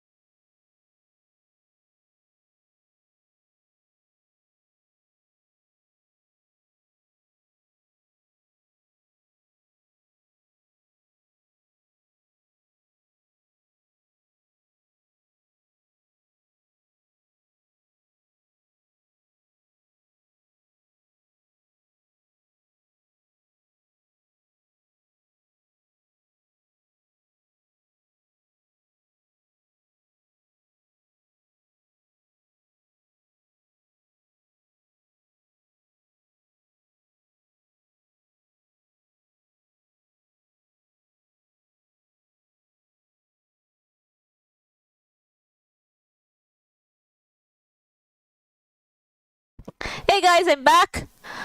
And you? You cannot excuse your ignorance with such trite remarks, my learned friend. Of course. Sorry. I found that, Mr. Naruhodo. Cast your mind back to the windows in Mr. and Mrs. Garadab's room. Alright, I'll try. So the window opens in order to allow air to circulate inside the house. But as it's a top hinge casement window, it swings open along the upper edge, you see. I'm glad you've rectified your ignorance. A casement window's most prominent feature is its stay, a metal bar which prevents the window from being opened beyond a certain amount. It prevents it opening? This is all news to me. Absolutely correct, sir! In other words, if a book or a knife were to have been thrown through the open window, it would have clattered against the pane and fallen straight down to the pavement below. No! You see the problem then? Good, your education in windows is complete. There was never any possibility of either the book or the knife traveling 15 yards over the road. That is, unless the window pane had been shattered, something we've discounted already. That can't... Oh, gee. Did you see that, Roy? That young Japanese man just collapsed in agony. Oh, yes, my darling, I saw it. I saw how he crumbled before me. Oh, Rolly, you're so strong. How is this happening? I haven't even started the cross-examination yet, and already my argument's been destroyed. But then we still have, like, how did the victim get the book and the knife?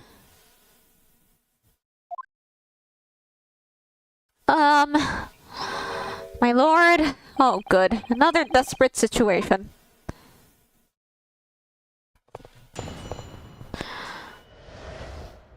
Okay, we still have some questions we need to answer.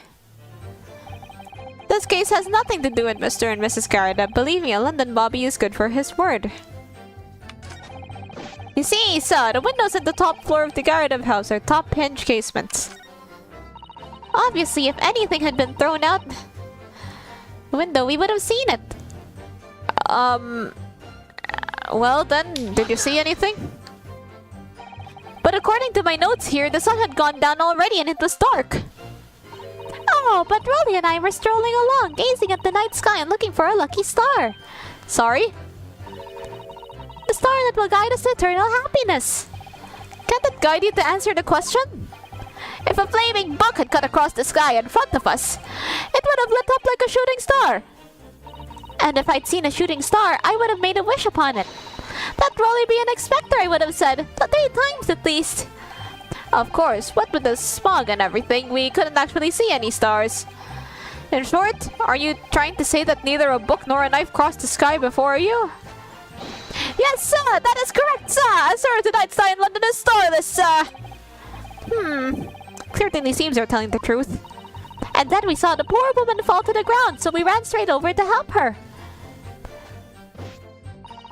How long does the game take to finish? I had one... Okay, my stream of the first trial, was the first stream of mine to take nearly 6 hours.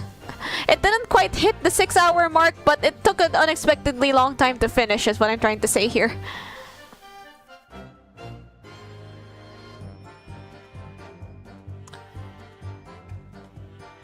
So, this one might take, I've already played through a good chunk of it, so we might be able to finish it today. That's my, wishful thinking guess.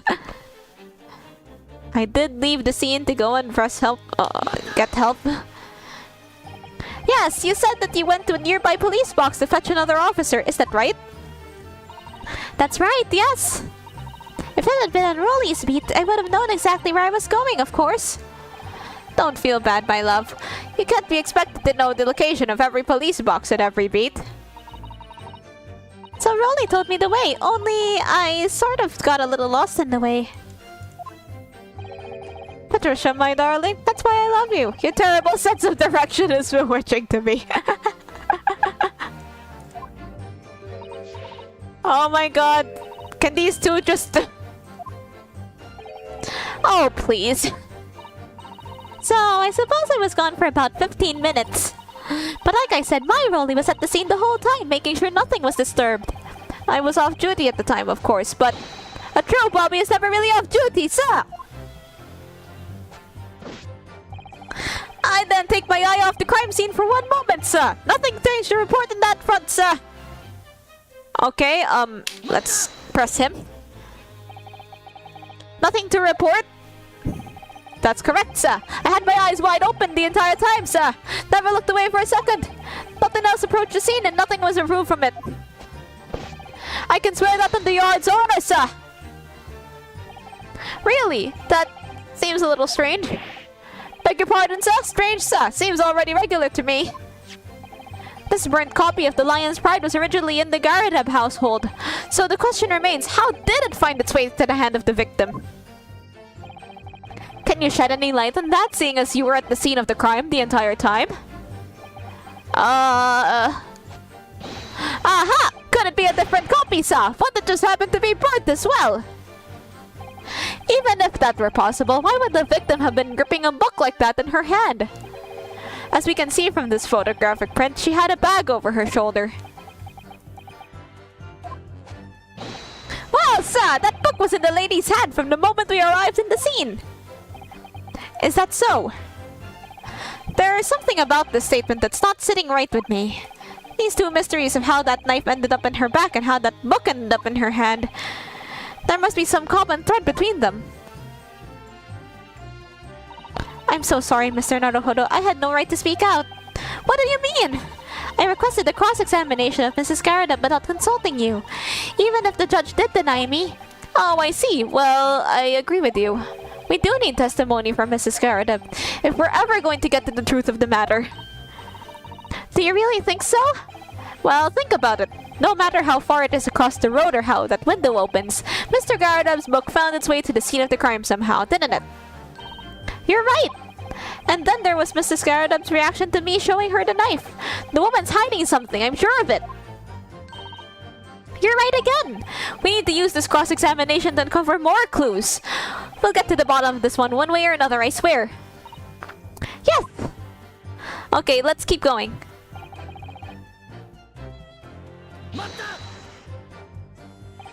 How can you say that for certain? Very good question, sir.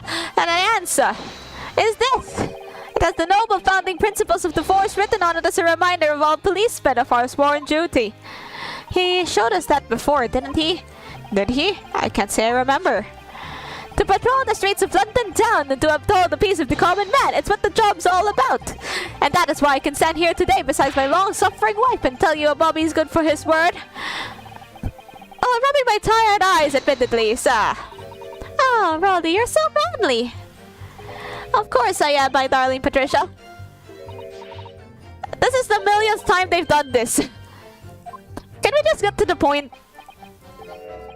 No, none of this is what I meant. I meant, how can you say for certain that this case has nothing to do with Mr. and Mrs. Garadeb? Ah, I see, sir. You should have said so earlier, sir. Bruh. Well, so could you answer the question? That was a waste of time, then. There's a surprising reason why Mr. and Mrs. Garadeb's domestic dispute can't be related to this case. But before I get into that, sir, just one thing. Yes? I'd very much like you and all your countrymen to understand the great British institution of Scotland Yard. So I hope you'll take back some tales of us London Bobbies and how we uphold our guiding principles. I wasn't planning on going back just yet. I only just arrived here. So to that end, sir, I'd be happy to lend you my warrant card for your perusal. But I must warn you, you won't be able to get through it without shedding a few tears. Thank you. I'll try. Constable Beat's warrant card has been entered into the court record. Nice evidence. Let's look at what he's got.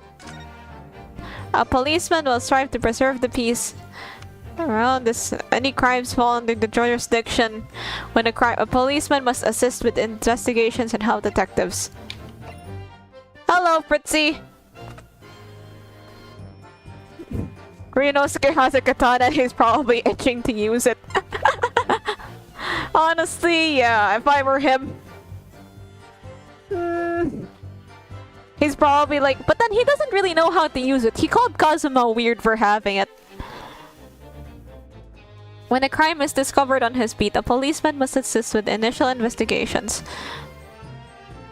20 miles around his beat every day.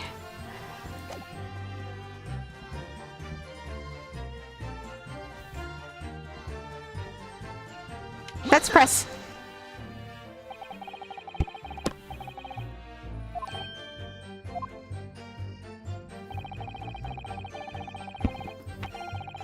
So they're restricted as to how much they open. Actually, this is familiar. I've been to a house that has these. Oh, that's okay. I'll get you caught up. So basically, we're trying to figure out if a murder happened, and we're like right in the middle of the trial, I think. Or I feel like it's not ending soon, but we're gonna be here for quite some time. For clarity, allow me to mark the map. Thank you, Mr. Vansiux. Here is the location where objects would have fallen. Yes, directly opposite the scene of the crime, on the other side of the rather wide road. Would it have been so hard for somebody to mention the stop hinge casement thing before? Well, I have another question for you, Constable. And what would that be, sir? How do you even know? Why would you have any idea what sort of windows Mr. and Mrs. Garadeb's house is furnished with? Ah, well, sir, that's very simple. You see, I helped with the investigation yesterday. Wait a minute, wifey is saying something. Do you have something to add, Mrs. Beat? Sorry? Sorry? You look, well, delighted. Is there some particular reason for that? Oh, I was just remembering that's all. We really were so lucky. Lucky? What do you mean? Well, of course I feel terrible for the poor woman who was attacked. Don't misunderstand me, please. But we were just so lucky it didn't happen on Rolly's beat. It was so close, you see. Oh, I hadn't realized. Oh yes, that street, Briar Road. That's the boundary between Rolly's beat and the next one. Isn't that right, my love?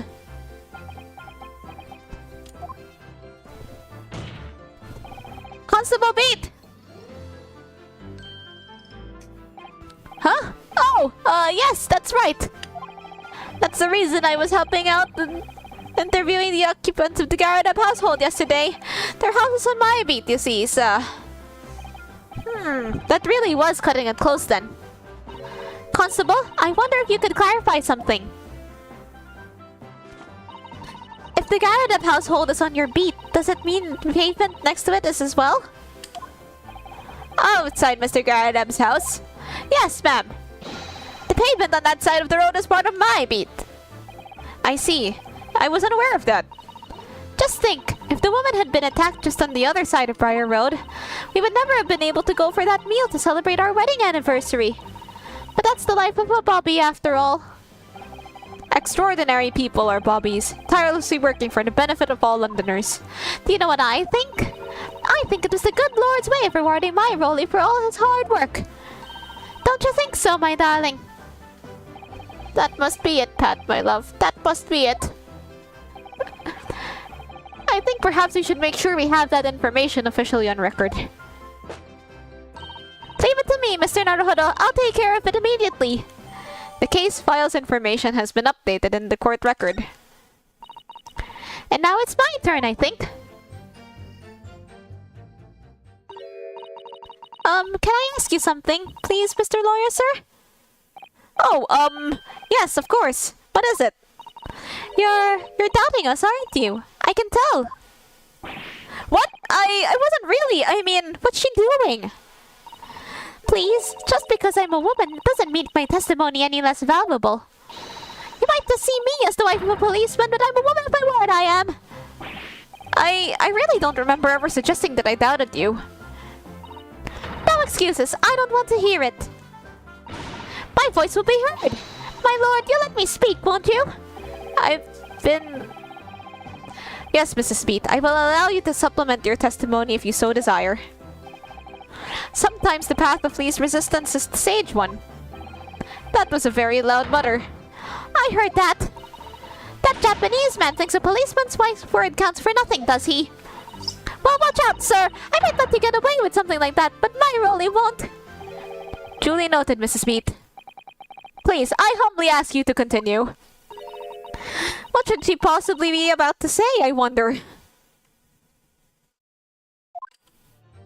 Wait, that was supposed to be the Susata voice. I know what I saw. My eyes never let me down. My sense of direction is a little off sometimes, though. Mrs. Beat, nobody is questioning what you've told us. I saw it! I did! This evening! I saw it clearly! That little Eastern man with the whiskers and funny curved back, slinking away from the scene. Huh. Okay, hope you had fun on this one. See ya! And I know what I didn't see as well. I didn't see any flaming books or knives flowing through the sky. All very clear. You also mentioned something about having a poor sense of direction? Oh, yes. Well, that's a little embarrassing, really. I'm always ending up at the wrong place when I've made arrangements to meet Rolly. He gets ever so cross.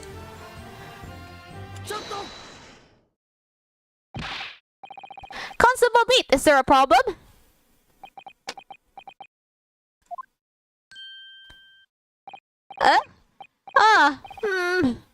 No, sir, no problem, sir. Did your wife's remark just now bring something to mind, perhaps? Oh, well, in a way, sir. Yes, sir.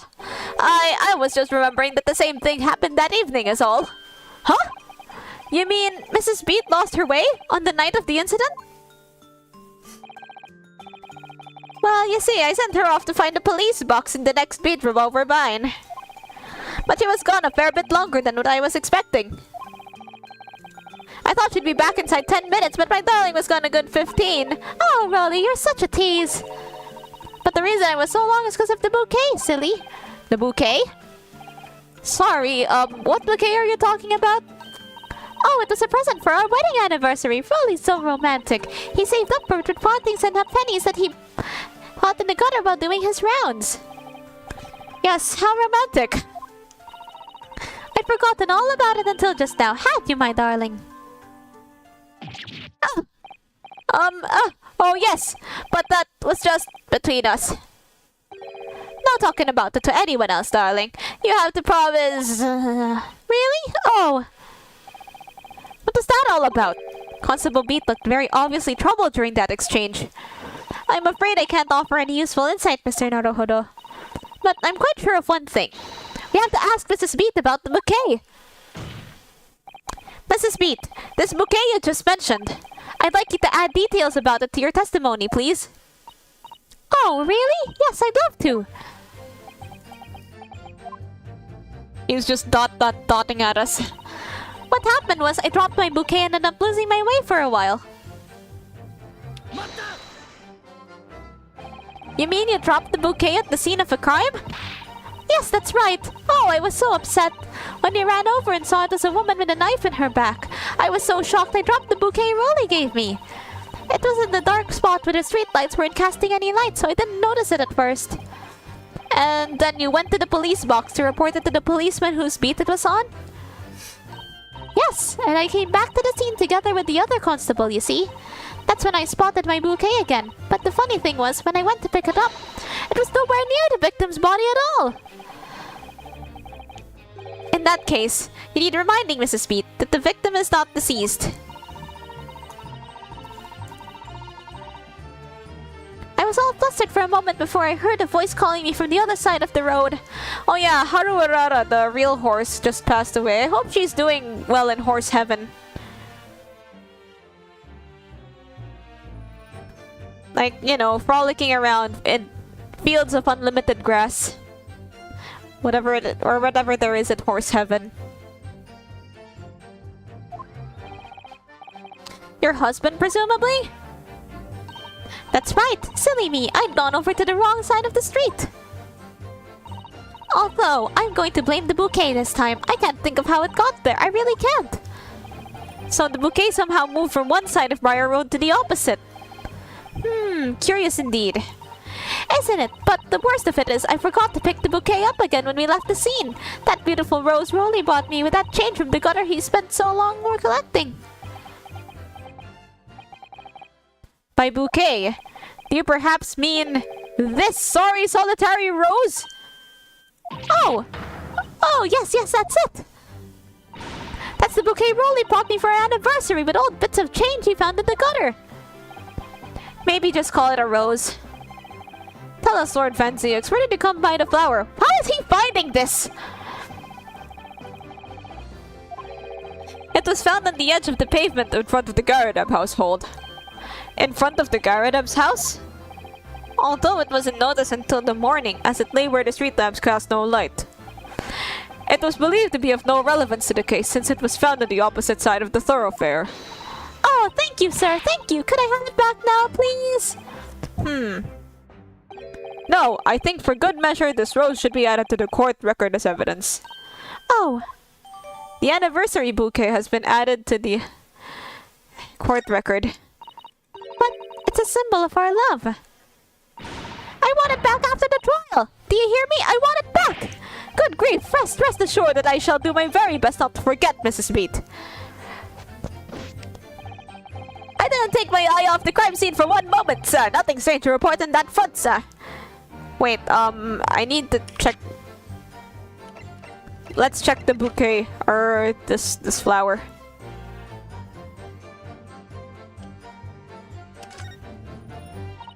An English rose. It's such a beautiful flower.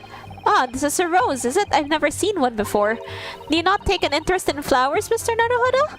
I wouldn't say that exactly, but I do know 3 types at least. Gosh, 3? Yes, plum blossoms, peach blossoms, and cherry blossoms. Perhaps you should consider branching out, learning some that aren't fruit tree based, for example. Okay, so there's like the flower. Perhaps there's... It's very stylish paper the flower's wrapped in, isn't it? It's just an old newspaper, Mr. Naruhodo. Oh, I suppose it's because I'm not used to seeing English print. It looks so exotic to me. Ah, I see. Well, to be fair, there is like gift wrapping that's kind of like newspaper patterned.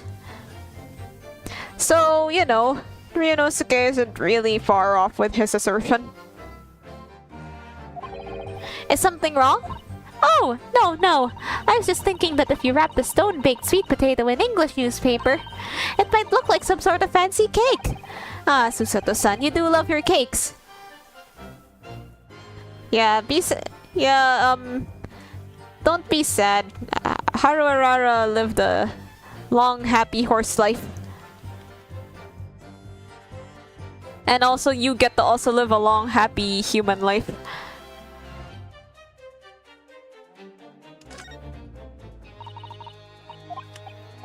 That's...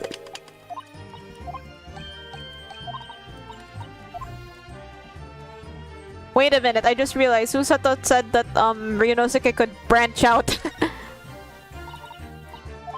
I can't read the newspaper it's wrapped in.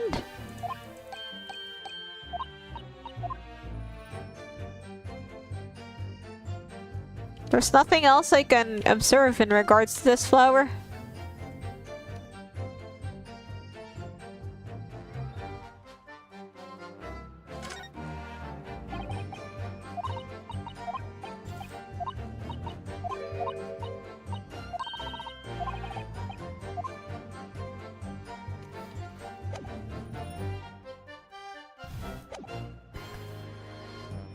Nothing strange. Okay, let's ask him more. Nothing to report? That's correct.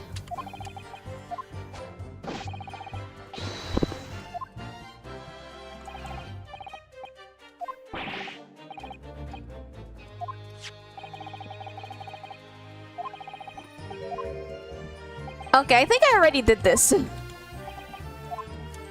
So, let's...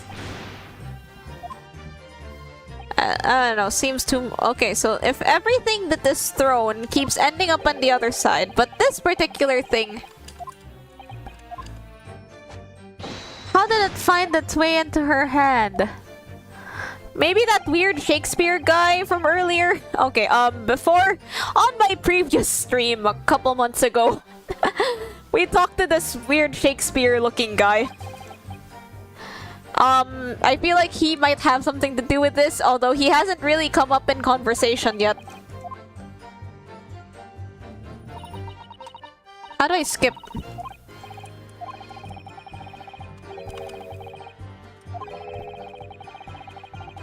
Da da da da da. Da da da da da da. Blah blah blah yada yada yada. It's going to expose the whole truth about this mysterious affair. This case has nothing to do with Mr. and Mrs. Garada. Believe me, London Bobby is good for his word. See, the windows in the top. Obviously, if anything had been thrown out the window, we would have seen it. Wait a second.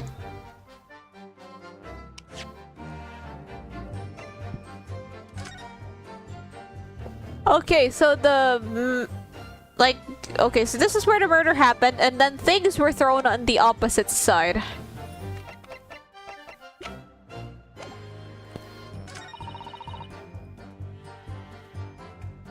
I did leave the scene to go and fetch help. What happened was I dropped my bouquet and ended up losing my way for a while.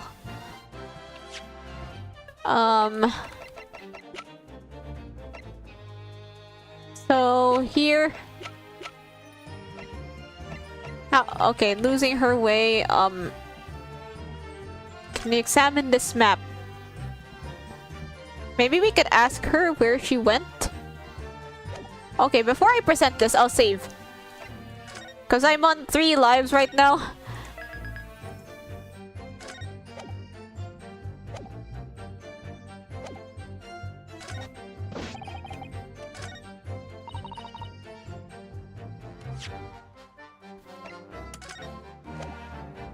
See you on Friday. Okay.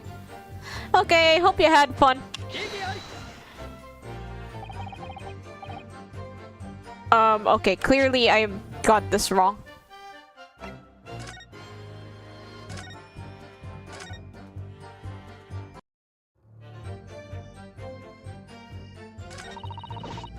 I did... okay, if anything had been thrown out the window, we would have seen it. I'm so confused right now.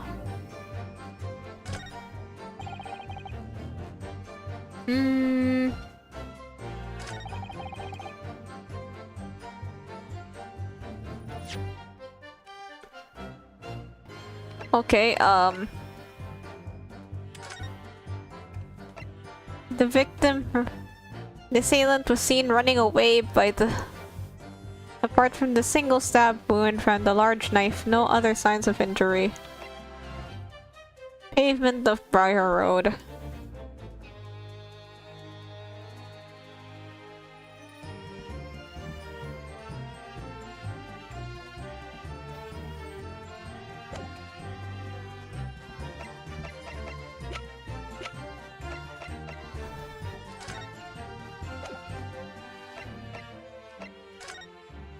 Book.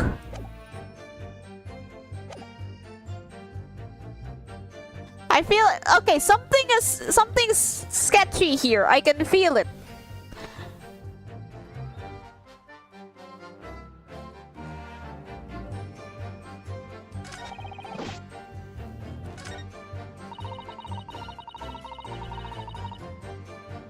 Let me just think about it. If anything had been thrown out the window, we would have seen it. Feel like it might be something to do with the...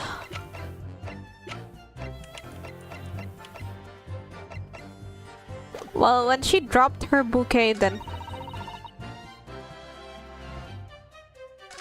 wait, did I ask her about this yet?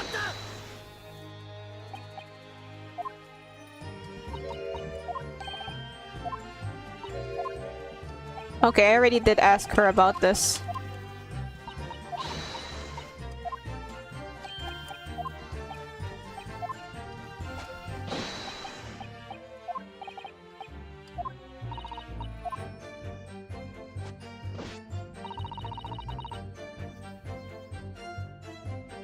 I think I didn't ask her yet about this. You mean you dropped the bouquet at the scene of the crime? Yes, that's right. Oh, I was so upset. And then you went to the police box and reported to the... Yes, and I came back to the scene together with the other constable, you see. That's when and I went to pick it up. It was nowhere near the victim's body. I was all flustered for a moment before I heard a voice calling me from the other side of the road. Your husband, presumably. Silly me, I'd gone over to the wrong side of the street. Although I'm going to blame... I can't think how it got there. I really can't. Curious indeed. Okay, so the...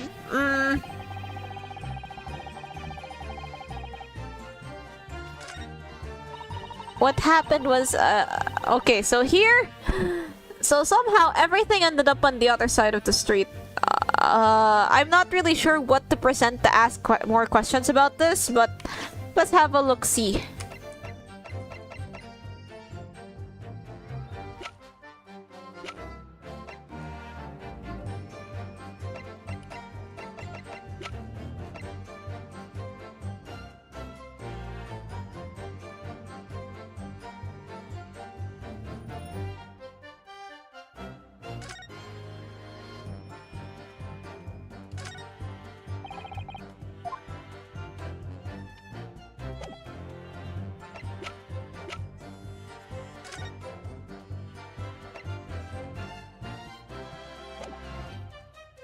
Hang on, guys. I'm hitting a slump here. So she's holding the book. This is where she died. I feel like I should show the map.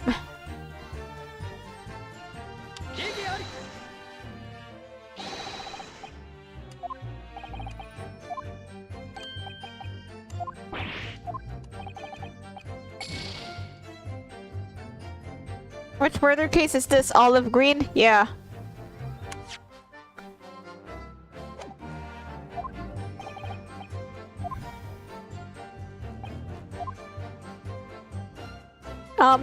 Don't spoil me. I'm trying to think about it.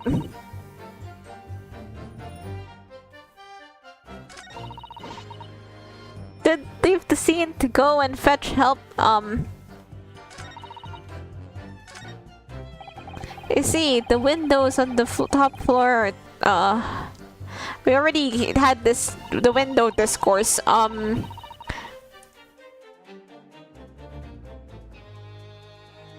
a minute.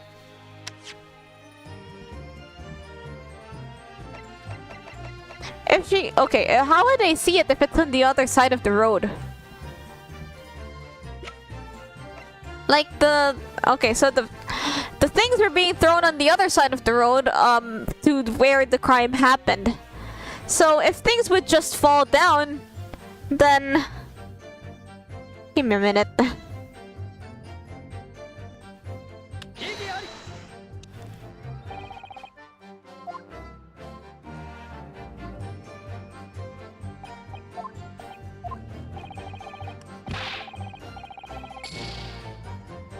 Yeah, I'm just gonna go back to my save file. Wait, no, that's not what I meant to do.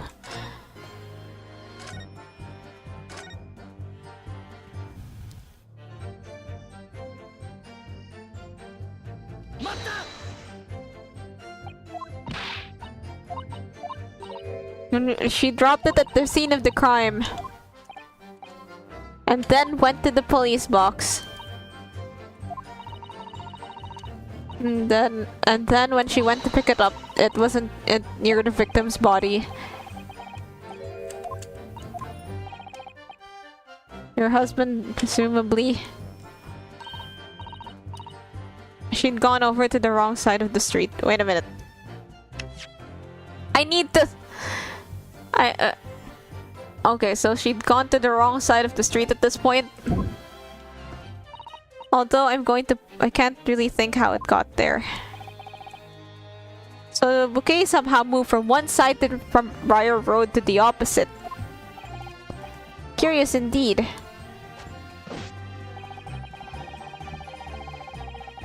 I didn't take my eye off the crime scene. Let's ask him some questions. Nothing to report. That's correct, sir. I had my eyes open the whole time. No one else approached the scene and nothing was removed from it. Really, that seems a little strange. This burnt copy. Can you shed any light on that?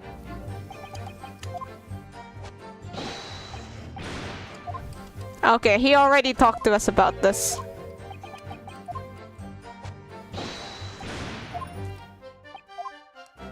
Okay, the book was already there. How that knife ended up in her hand and how the book ended up in her hand. Wait! Hold on! Wait, I think I got this! I can present the flower!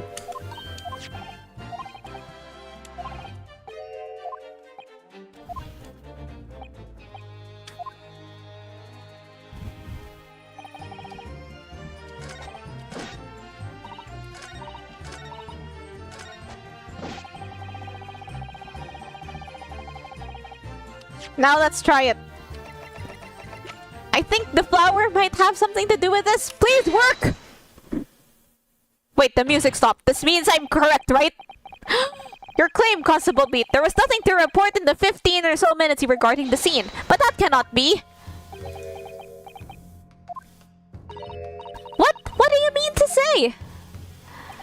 In your testimony just now, Mrs. Beat, you explained to the court that when you arrived back at the scene of the crime with a policeman assigned to that beat, the bouquet you had dropped at the victim's side was no longer anywhere nearby.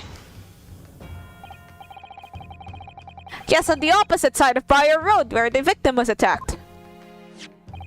But considering the size of this mere bouquet, the single sorry bloom can be so described. No doubt it was blown in the wind across the street, back into the gutter where it belongs. Mega? But if that were the case, why did Constable Beat not testify to the fact? No one else approached the scene, and nothing was removed from it. Constable Beat sorted that on Scotland Yard's honor. But the bouquet belonged to me. It has nothing to do with the case. That's why Rolly didn't mention it, I'm sure. No, because sadly, it's not only your bouquet we're talking about here. More than one thing in this case is mysteriously the wrong way around. What are you talking about? Think about it. Besides Mrs. Beat's bouquet, there's Mr. Garridub's book.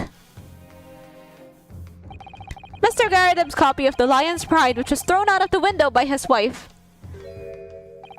would have struck the pane of the casement window and landed here, on the west side of the street. And yet, it was actually found here on the opposite side of the road in the victim's hand. Meanwhile, according to the testimony we've heard, Mrs. Beat's bouquet should have been dropped here at the scene of the crime on the east side of the street. But in fact, it was actually found here on the opposite side of the road from in front of Mr. and Mrs. Garridub's house. There's no logical explanation for those things, unless somebody deliberately moved them.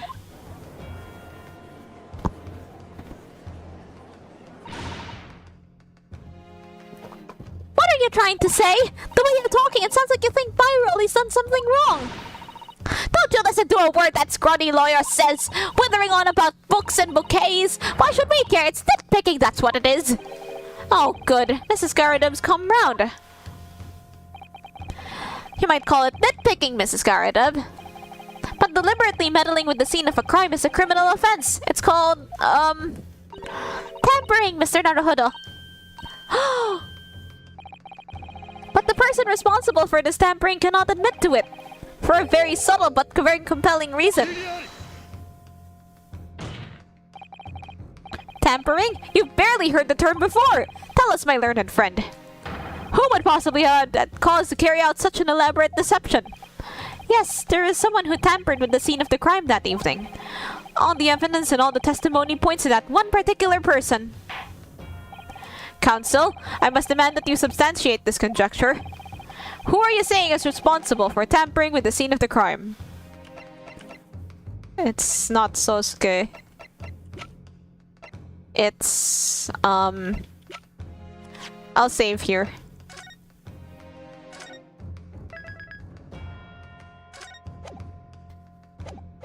I think, she's been really sus. No, no, no, no! There's only one person who could have done this. Do you intend to share your internal monologue, Counsel? Sorry, my lord. I was just taking a moment to get things straight in my mind. And for that moment of wasted court's time, you'll pay the price! Yeah, I'll take that. Is it me or are things getting more strict around here? What you were thinking is right, Mr. Naruhodo. There is only one person who had the opportunity to tamper with the scene of the crime. There can be no mistake! Yes, I thought so. There's no point overthinking this. There's really only one option.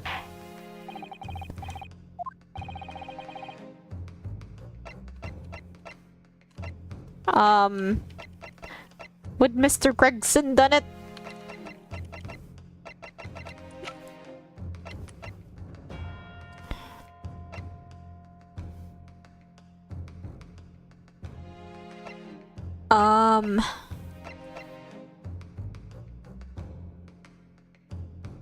Okay, you know what? The cop is kinda sus. Let's...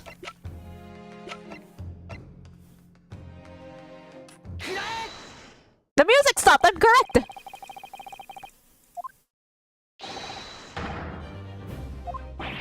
What? A policeman? A member of Scotland Yard? What nonsense! Why would my Rolly do something like that? There's no one straighter than my husband! No, Bobby works more tirelessly for the people of London! Mrs. Speed, you said in your testimony that your husband asked you to go to a nearby police box to fetch the officer on duty. The 15 minutes that you were absent from the scene is the only opportunity anyone had to tamper with it. You're making it up! It's all nonsense! It's all lies! What about that Japanese man with the whiskers? I bet it was him! He did it! If that was true, Constable Beat would have seen him do it. Oh. And forgive me for pointing it out, but when you dropped your bouquet, Mrs. Beat, it was after the defendant had fled the scene. Oh, well... First you make accusations about the landlord and his wife, and now you incriminate a policeman as well? But your accusations lack one very important thing. What? What is it? You claim the crime scene was tampered with. But there is only one reason anyone would commit such a reckless crime: to hide something. That's right, he's right!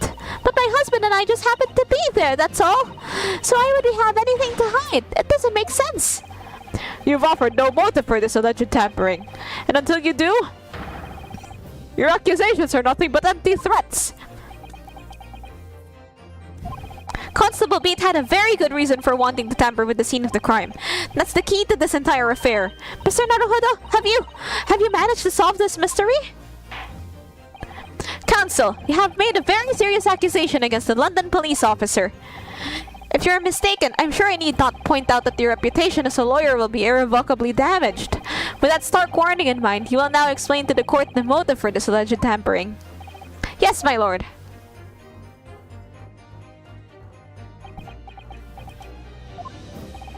Constable Bates' motive for tampering with the crime scene was to hide where the book fell, where the bouquet fell, where the victim fell.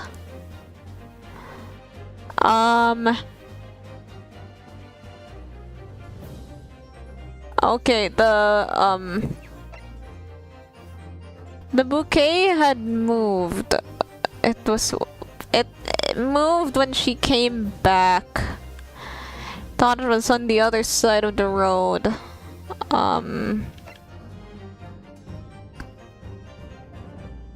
Where the victim fell. I don't know why he'd have to hide where the victim fell.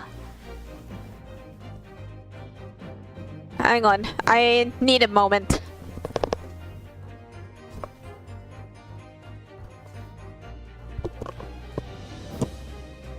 Just had to take off my headphones, you know, get the blood flowing back into my brain. So, where the book fell, where the bouquet fell, where the victim fell. I think it might be...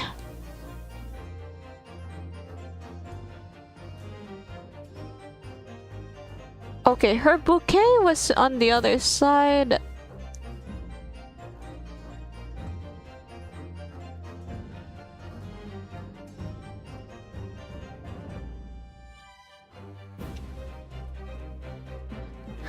Okay, why would you move where the... Okay, why would you move the victim?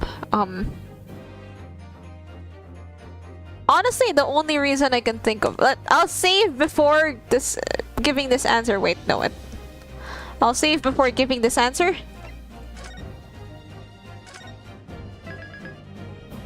I think...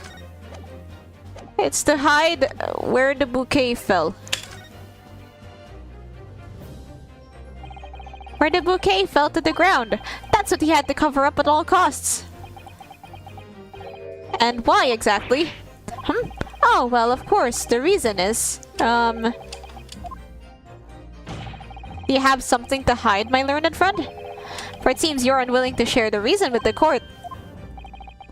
Or could it be, perhaps, that no reason exists? Gah! He didn't even try to hide his displeasure. Counsel? Okay, this is a start. This is very much like my first time playing. I was I was down to 1 life.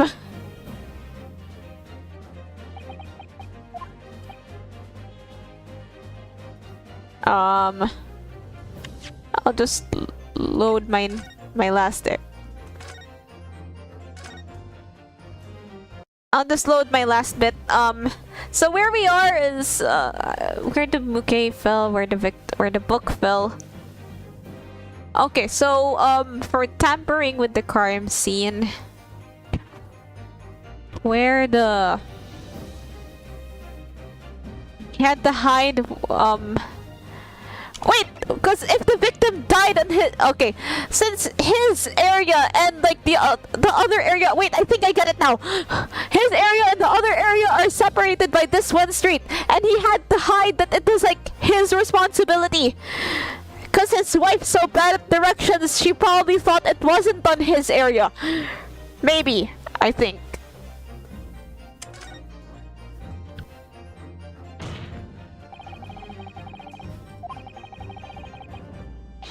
At all costs! What? Where the victim fell? You mean where she was attacked? What are you talking about? We told you at the very start, didn't we? On the pavement of Briar Road! We saw it happen, remember? That is right here, as if anyone didn't already know. That's certainly what everybody has been led to believe. But in fact, that isn't where the victim was stabbed at all. What? What?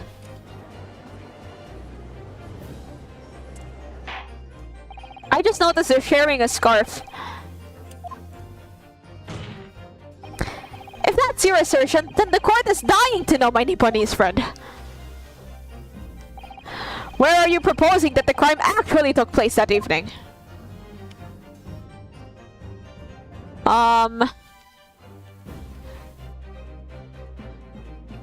Here. But that's on the opposite side of the road. I don't understand. On the evening in question, Mr. Garadeb's book fell directly down from the open window above, and your bouquet, Mrs. Pete, never moved at all. What did move was the scene of the crime itself. Good gracious!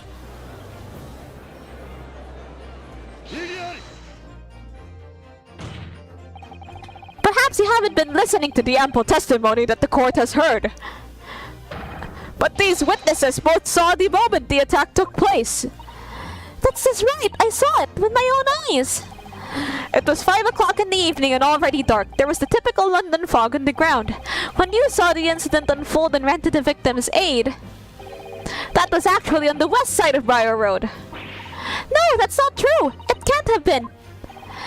Constable Beat then arranged for you to be absent for a while by sending you for help. And during the 15 minutes you were away, he transplanted the crime scene. He moved all the things shown in this print, the victim herself, the 4 books. He moved everything, in fact, to the pavement on the east side of Briar Road. Extraordinary. But the constable overlooked one thing. What? What did he overlook? The bouquet, I presume. Exactly. The prosecution told his court just a few minutes ago about the discovery of the rose bouquet. Lord Van Ziek said it wasn't noticed until the morning as it lay where the street lamps cast no light. Yes, it couldn't have been seen in the dark, obviously. Which is why it is only the bouquet that was found in its original position on the pavement on the west side of Briar Road. And that is the defense's theory about what really happened that evening. How do you respond, Constable Rolly Beat? ...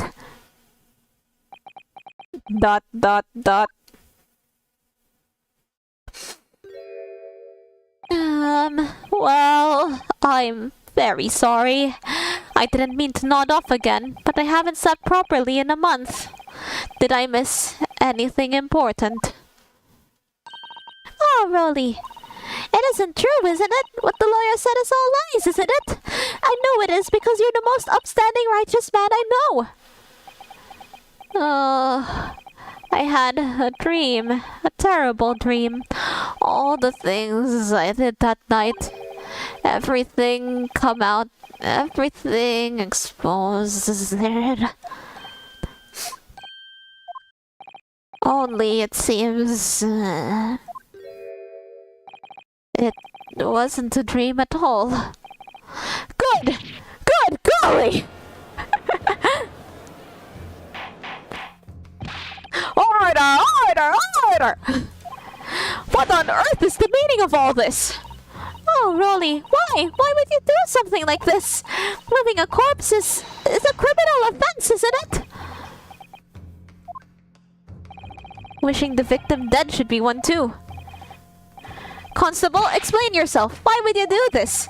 As a respected member of the Scotland Yard, your duty is to protect the good people of London Town. I can't say, sir. But I really am ever so sorry about all this. For damaging the Yard's reputation, for everything. Yeah, obstruction of justice, I believe, is the term for this. I have a possible explanation for why, on that particular evening, Constable Beat felt compelled to move the scene of the crime. I can think of one reason. What? How could you possibly know? You, a foreigner, presuming to understand the mind of a Scotland Yard policeman. And yet, Lord Van Ziek, it is this foreigner who has uncovered the startling truth of the matter thus far. I believe it would be beneficial to the court to hear this extraordinary young lawyer's theory. Counsel for the defense, if you please. Yes, my lord! Now then, I think you had better show us some evidence. At once, my lord. England, Japan, it makes no difference where you come from. Human emotions are the same. And I think I have a fairly good idea of the feelings behind this man's actions. What gives away the motive for Constable Beat's unthinkable actions?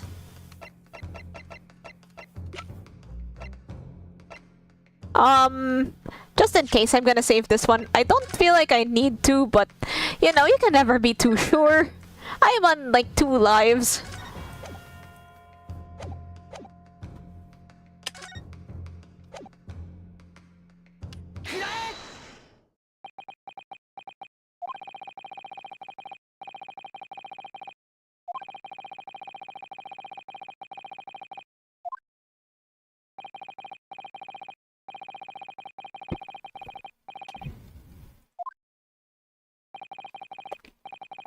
Keeping the peace, looking after the citizens on his beat in all kinds of ways.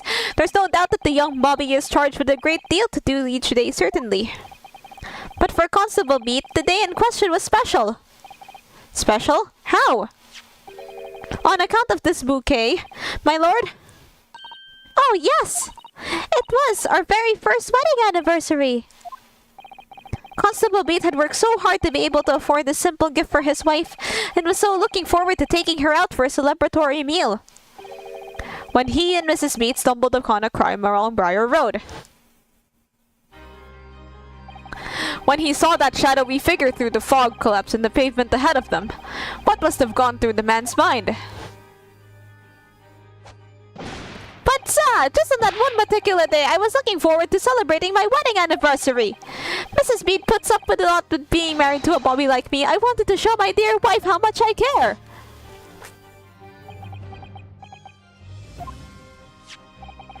This is the warrant card that Constable Beat offered to lend to me earlier. Inside, among the rules for patrolling policemen, it says, when a crime is discovered on his beat, a policeman must assist with initial investigations and help detectives. Aha! Constable Beat. Is that not the reason why you moved the whole scene of the crime that day?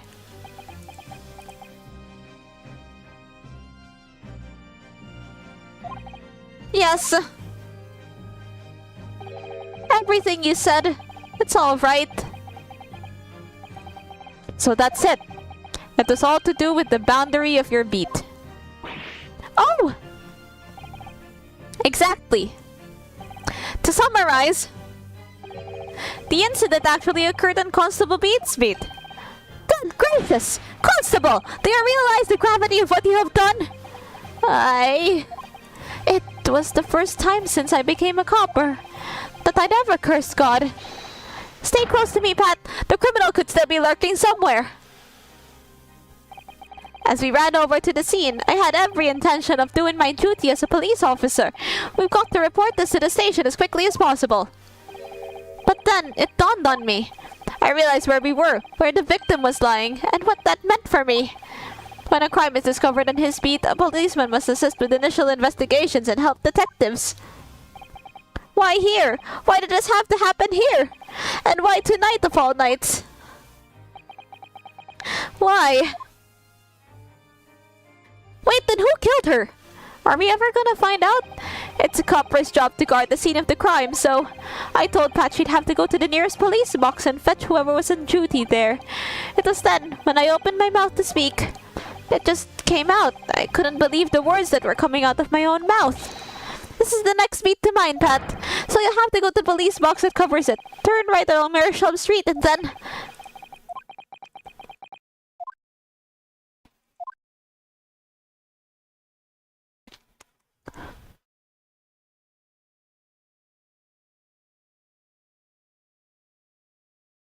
Damn. It's quiet. Oh boy.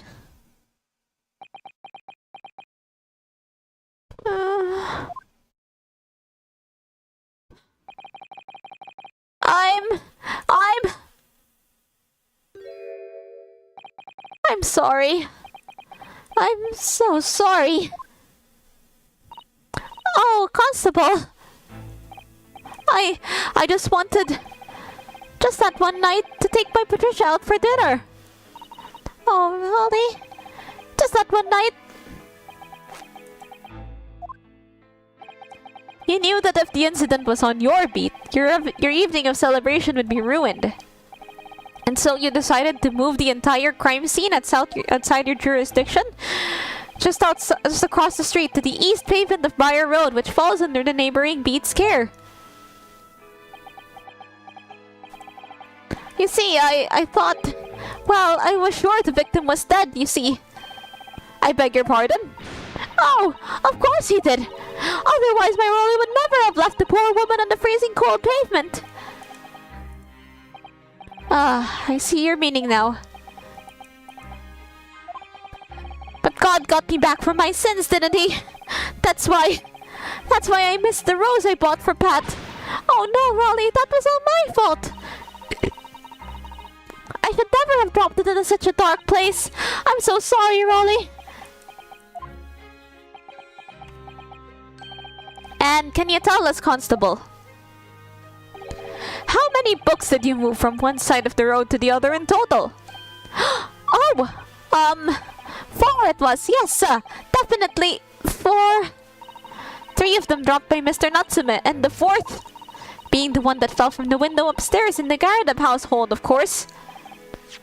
But what made you place that book in the victim's hand?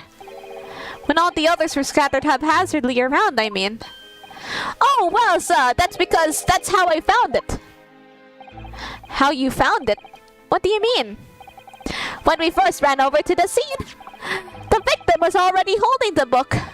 So, when I moved everything, I made sure it was still in her hand.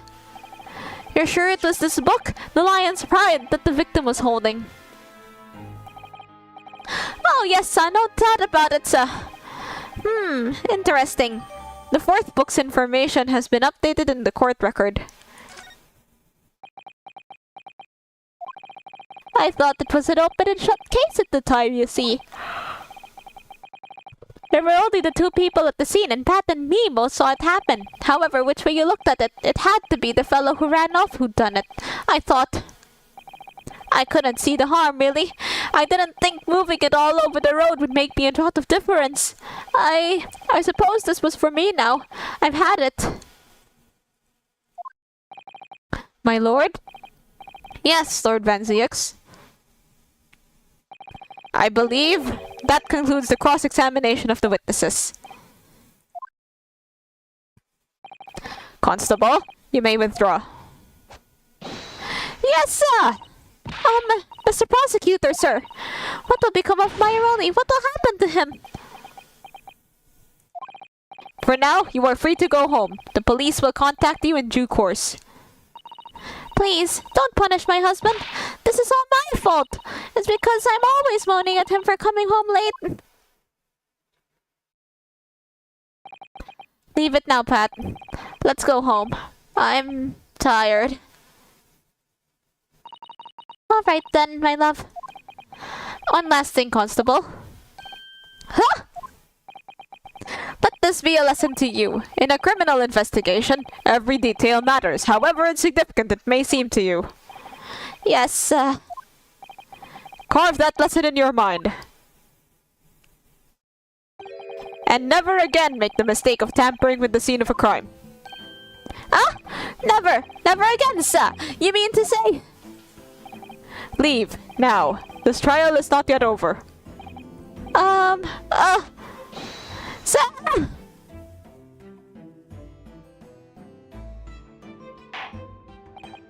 Well, quite the startling revelation, I must say. Whoever thought of a third party transplanting the entire scene of a crime like that? Indeed, my lord. Nevertheless, there are some immutable facts here. Principally, that the accused, Mr. Soseki Natsume, is the only person who could have possibly committed this crime. No! I disagree! Now that we know the true scene of the incident, there is someone else. Another person who could be responsible for the knife in the victim's back. Forgive me for being presumptuous, but I believe the prosecution is probably well aware of this possibility already. Lord Van Zieks, is this true? Very well. Name the person if you will, and if further investigation is warranted. The prosecution has no objection to the trial continuing. You will name this other person who could have perpetrated the crime. Not Soseki,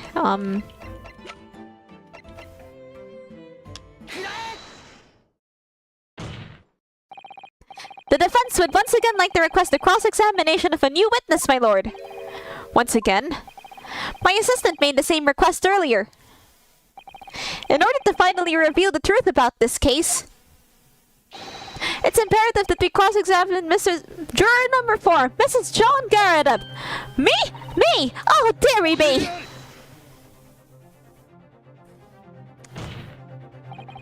That request has already been denied.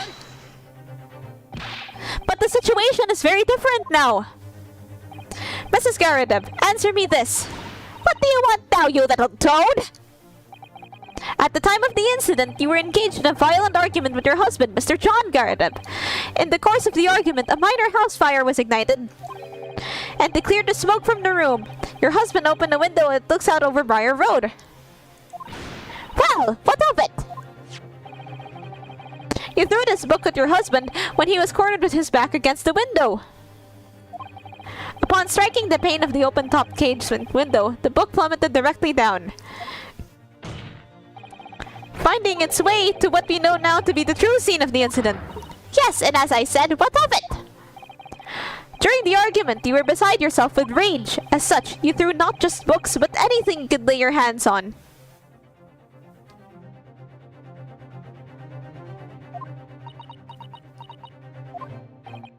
So, let me ask you one more time, Mrs. Garadeb. This knife, the one removed from the victim's back,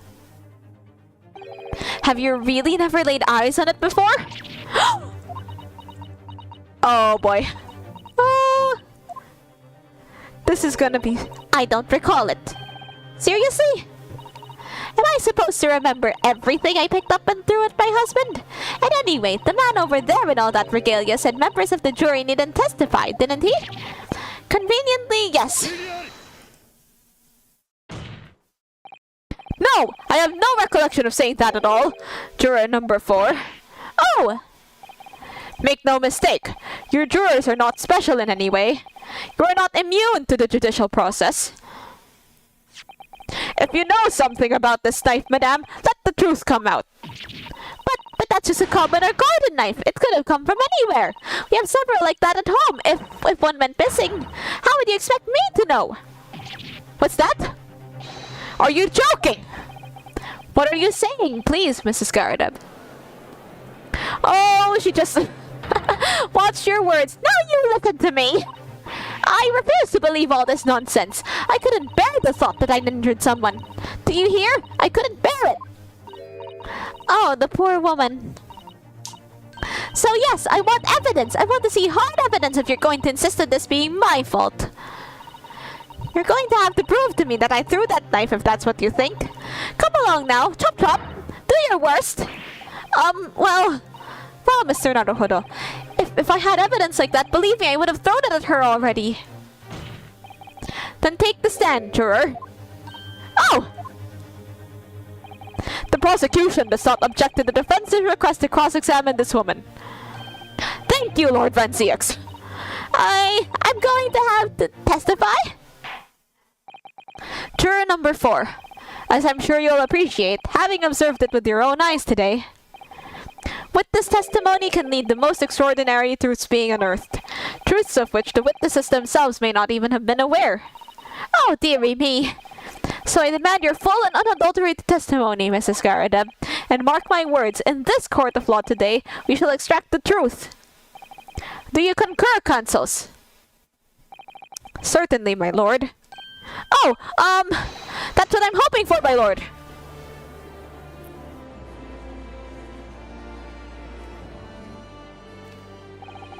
This is such a strange feeling. For the first time since arriving in this country, it actually feels real. Wow. I'm here in the Old Bailey, and I'm a lawyer. Well, it took us 4 chapters to have this feeling. Witness, state your name and occupation. Oh, yes, my name is Joan Garadeb. And I'm a juror and such like. It sounds like even she doesn't know if she's a housewife or a maid or whatever anymore. The court has decided your testimony is required in order to clarify matters in this case. Do you understand, madame? Yes, my lord! You will tell the court everything that took place in your household on the evening in question. And I warn you, do not attempt to hide the truth. Oh, dearie me. Chin up, Joni. Nothing to worry about now. Oh, I didn't know you were here, John. Was it only you in the room that day, old thing, was it? Rather think I ought to testify as well, didn't you? But what about your name, dear? Don't you worry about that. Hardly notice it. I'm not the sort of chap to leave a comrade to face disciplinary action alone. Oh, John. I presume you are Mr. John Garadeb. Yes, sir! Former 2nd Lieutenant of the 3rd Regiment of the 4th Northumberland Fusiliers, sir! Seen my fair share of action and now living the quiet life, as it were. The quiet life? Were you not engaged in an incendiary battle with your spouse on the day of question? Ah, well, yes, quite. I believe this may represent the first in the proud history of the British court. Calling a juror to the witness stand is unprecedented. However, the court will hear your testimony now, juror number 4, and that of your husband. You will recount clearly and concisely the events in your home at the time of incident in question. Sir, at once!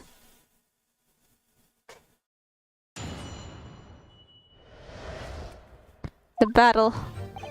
Yes, on the day you're referring... The wife and I did have a bit of a skirmish. Can't recall the reason now. Knocked the candlestick over and set the fire to the carpet. Soon had it out though and got the window open. Meanwhile, I was picking up whatever I could find to throw at him. Plenty of knives around our place. Can't say I noticed if one or two went missing, I'm afraid. If that bally thing in the victim's back really was one of ours, you'd have a job proving it, I think. It sounds as though it was quite the battlefield in your household that evening. Although an entirely one-sided assault, it seems. The enemy caught us in the hop, sir! Had no choice but to dig in and take defensive measures. To be honest, if the enemy had kept shelling us for another minute, we'd have been toast. Of course, a veteran such as myself is only too aware that on every battlefield you're just a gnat's whisker from death at any moment. Do gnats have whiskers? Are we still talking about a marital quarrel here? Well, I must say I'm dubious that this testimony will shed any light on the origins of this jackknife. In combat, one's focus narrows such that surroundings are barely noticed. These witnesses may or may not be able to offer anything more than they have testified already. This may be a dead end. Fancy X may well be right.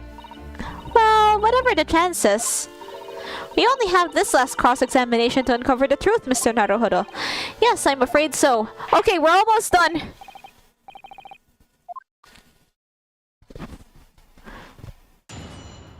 This is the last cross-examination, the battle. So before we proceed with this, I'm gonna go make myself a drink. I'll be back once I'm done making myself a drink. Discuss your favorite drink. See ya!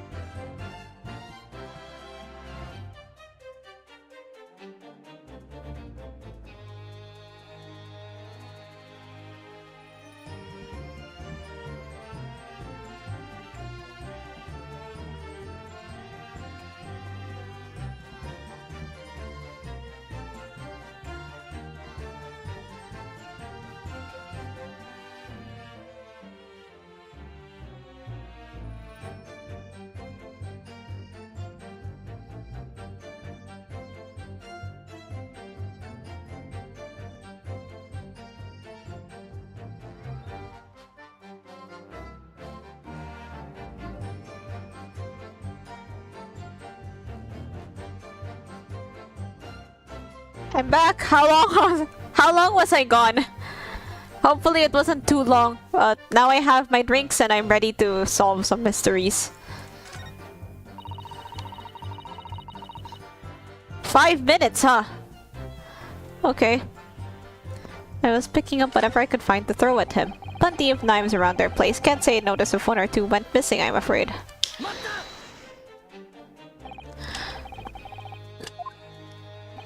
Nothing to say, really.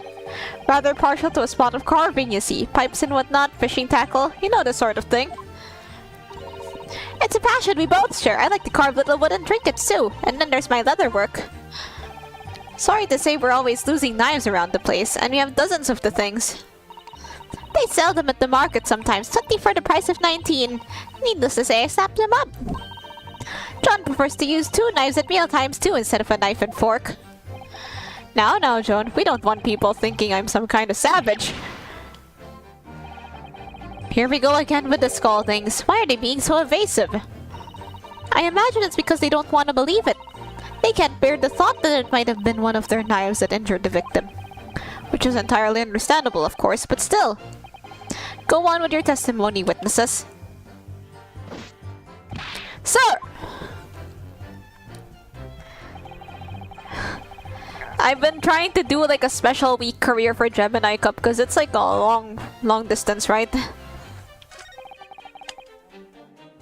Yeah, I'm probably gonna be cooked too. Plenty of knives, can't notice it.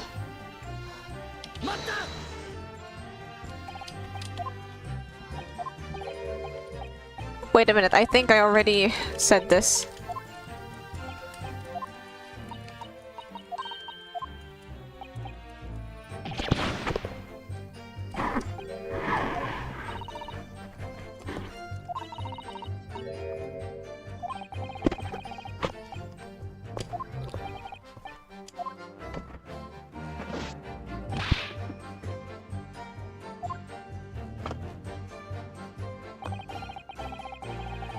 Really was one of ours. You'll have a job proving it, I think. Hold it! So you have no intention of admitting it was your knife unless you can produce proof?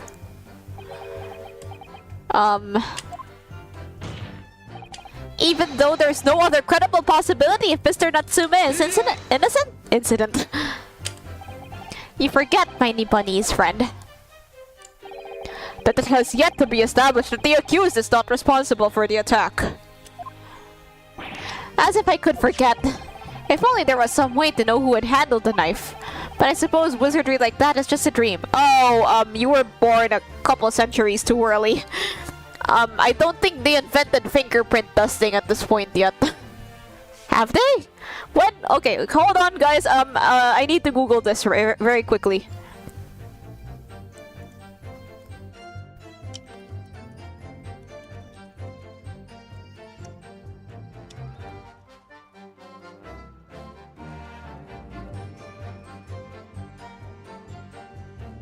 Fingerprint dusting was effectively invented in the last decade of the 19th century. So you should have fingerprint dusting at this point.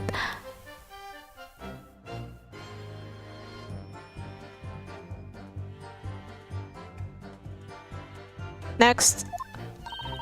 Perhaps you're thinking of fingerprinting, Mr. Naruhodo? Oh, that she was just about to say that. What? You mean it's not a dream? That sort of wizardry really exists? Whenever people touch anything, they leave behind a unique pattern from their skin, or so they say. But I can't see anything.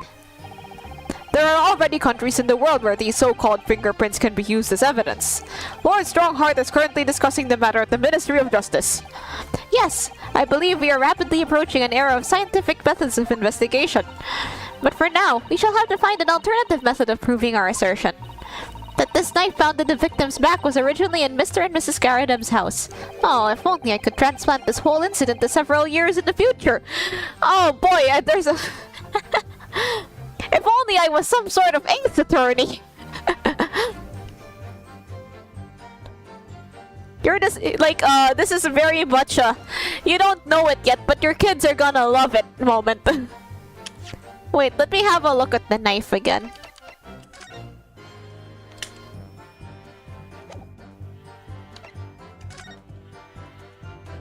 Really, all that it tells us is, there aren't really any incriminating markings on it.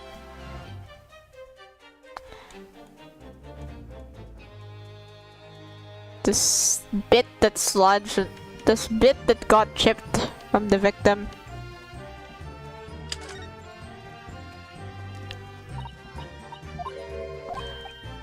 Wait, I think this is the...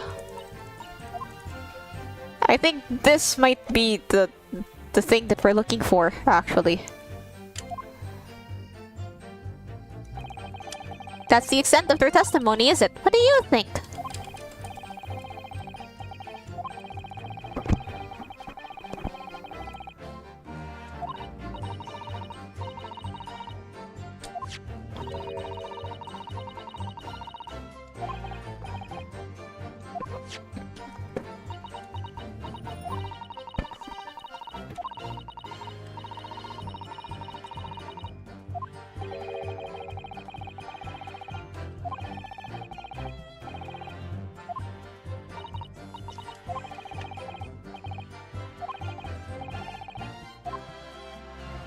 Alright, yes, on the day the wife and I did.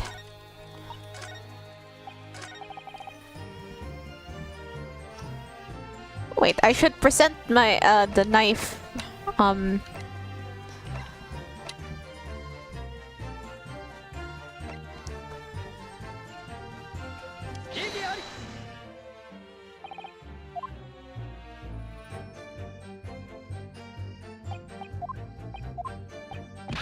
Wait, no. Aw, dang it, I'm on one life!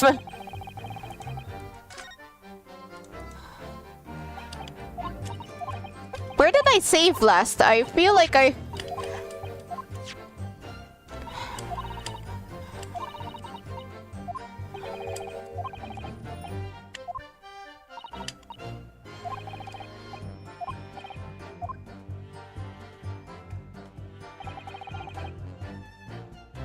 Wait, let me save here.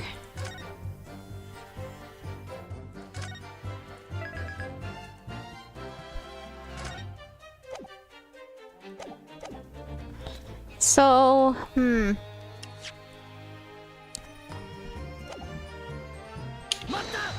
Alright, the reason is what you told us yesterday, I believe. Yes, that's right.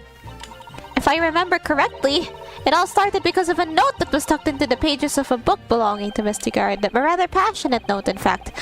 Found the note discovering her husband's little secret, and she gave him a mighty number of slaps across the face for it, too. What a sordid state of affairs. Hell on earth. I say, when a chap says he can't recall such things, it's common decency not to drag it all up. And besides, half of it was wide of the mark anyway. A likely story! These waters run very deep.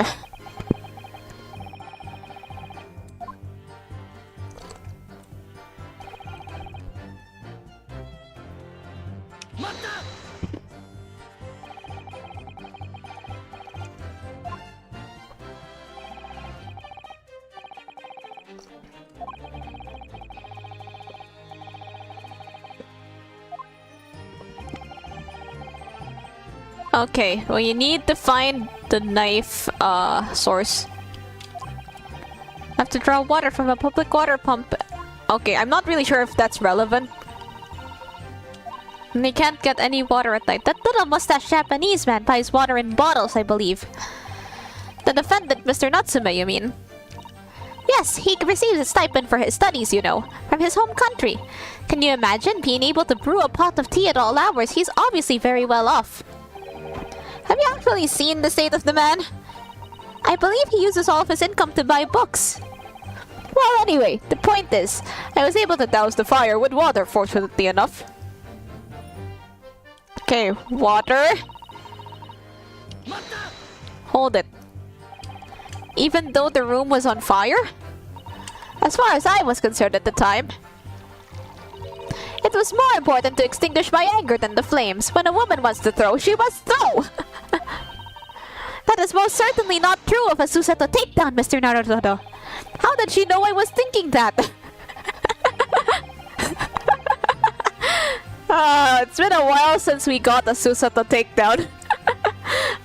We kept getting a lot of them in the first couple chapters. Actually, like the second, third chapters, I believe.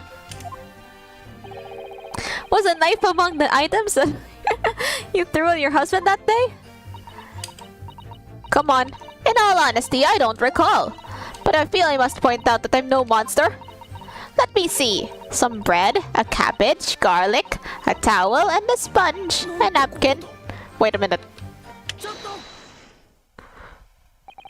you have something to add, sir?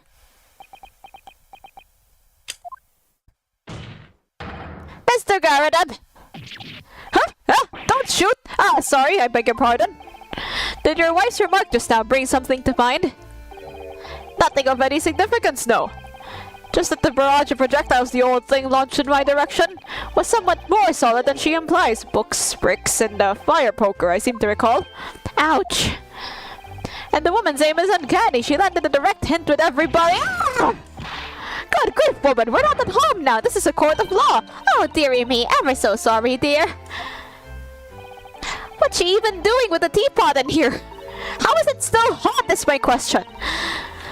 Like, that's just a regular teapot, and, you know, everything is still, it's still hot. I got a hot drink just now, and I had to heat that shit up myself. And when I go back downstairs, that water is probably not gonna be hot anymore. And we've been in this courtroom for hours, and so, okay, best not to overthink.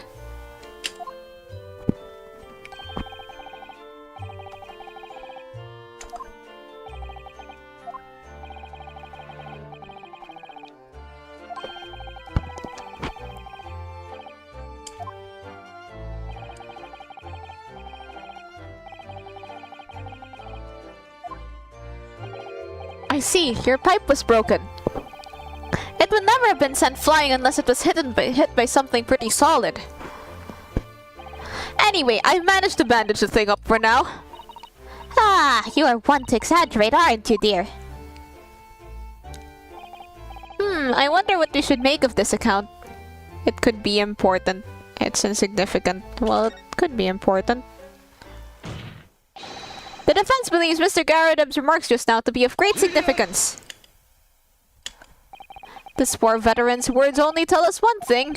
Betray a fiery wife and pipes as well as hearts may be broken. Sentimental wisdom perhaps, but hardly worthy of adding to the formal testimony. Indeed, common sense, one might say. Might one? In that case, would you at least permit us to examine the pipe, sir? Well, I don't see why not. Oh, dearie me. There you go again, trying to ingratiate yourself with the young lady. Very well, the court will accept the gentleman's pipe as evidence. The pipe has been entered into the court record. I hope I didn't speak out of turn, Mr. Naruhodo. I was just feeling rather disappointed for you that your request was turned down. Oh, no, it's fine. Thanks to Susato-san, we have some new evidence to work with. We should examine it carefully. Well, thank you for that. Rebuttal. If you could return to the crux of the matter. What can you tell the court about the knife used to attack the victim?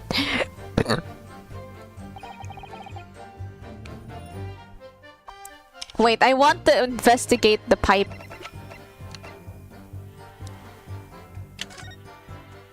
So we have something inside. Oh, something just twinkled inside the chamber of the pipe there. Yes, I saw it. Something stuck in there, I think. Let's turn it over and give it a shake. What's this? It's a tiny fragment of metal. It looks like the tip of a blade or something. The tip of a blade? Surely it couldn't be. The fragment of metal has been entered into the court record. How did it get there? Let's see what else we can... It looks to be in a sorry state with that bandage around it, doesn't it? But for some reason, it feels slightly ominous to me, like it's trying to shout out the warning. Probably because it's the same blue as Mr. Garadab's dressing gown. I suppose it must have considerable sentimental value, given that he's gone to the trouble of repairing it like this. Either that or he can't afford to replace it.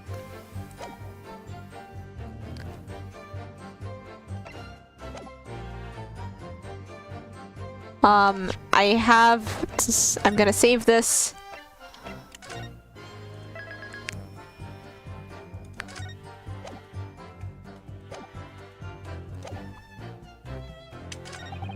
If that, let's present the chunk of metal.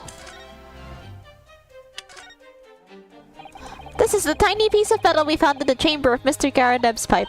It looks like the tip of a blade or something. The tip of a blade? Is something wrong, Mr. Naruhodo? I don't really know. There's just something niggling me, but I can't quite put my finger on what it is.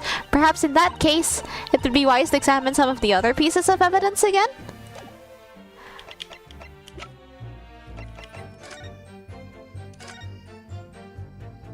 Alright, hey, Oh! Look here, Mr. Naruhodo! Just at the tip! A small piece of the blade appears to be missing! wait, part of it's missing? I could be wrong, but I've just got a feeling. You remember this? Ah! That's a tiny fragment of metal we found inside Mr. Garadeb's pipe! Yes, and just maybe... Oh my! It's a perfect fit! Somehow, I just knew it. Okay, which do I present? The knife itself or the bit?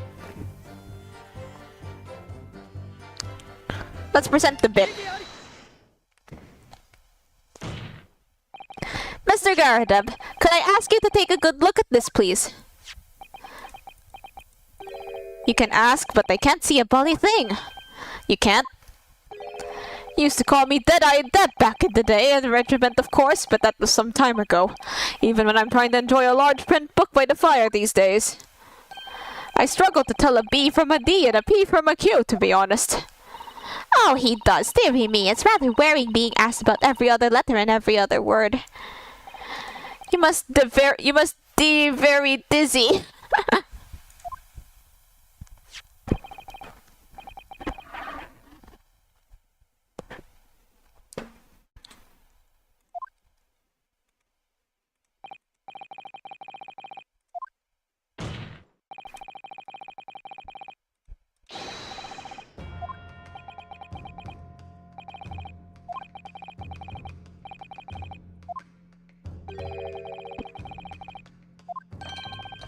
My pipe, you say? By Jove, I wonder how that got there. And what precisely does this fragment of metal signify, Counsel? Are you suggesting that it is in some way related to the matter of the stabbing on Briar Road?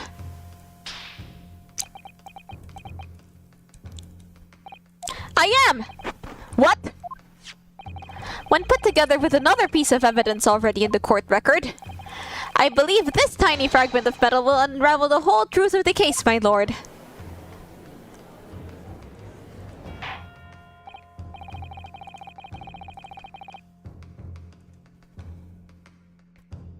Here, you appear rather confident in that extraordinary statement, Counsel. Very well then, present the pertinent evidence to the court. What evidence, when paired with this fragment of metal, allegedly reveals the truth of this entire case?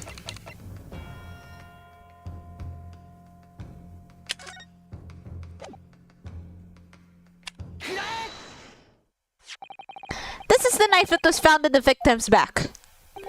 If you look closely, you will see that there is a small piece at the tip of the blade that is missing. A common issue with the inferior blades sold at unsavory street markets. Criminals who use them regularly leave the tips logs on their victims' bones. And what of this particular knife? No doubt its tip has suffered a similar fate, now languishing somewhere near the spine of the victim. No! That's not the case! The tip of this particular knife's blade is the very fragment of metal we discovered in the chamber of Mr. Garadeb's pipe. Huh? Good grief, Lord Vanziax! I don't believe it! The knife from the crime scene and this fragment metal are a perfect match! Good golly gosh! Ooh, the plot thickens. Order, order! Is this some sort of Eastern sorcery? This is no magic, my lord. This is a miracle. A miracle? So Vanziax has figured it out, has he? Counsel, explain this extraordinary coincidence at once. Yes, my lord. The crucial point we have to ask ourselves here is when did the fragment of metal find its way inside Mr. Garrett's pipe? Something that was clarified for us in the most recent witness testimony. Had this thing in my hand as usual at the time of the onslaught. Knocked it clean out with one of her soft projectiles she did. Yes! It would never have been sent flying unless it was hit by something pretty solid. Oh boy. Oh, dearie me.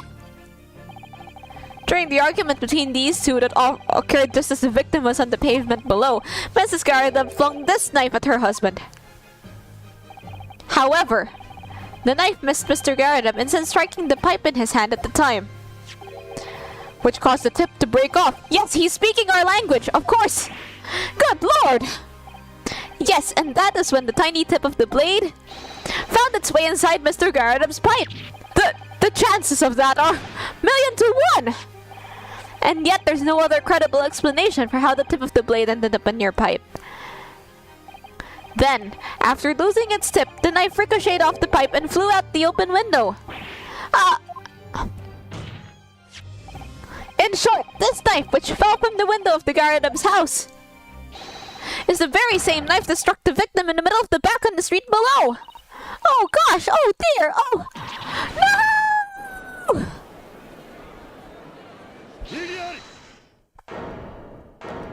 Oh, what now? What you got for us?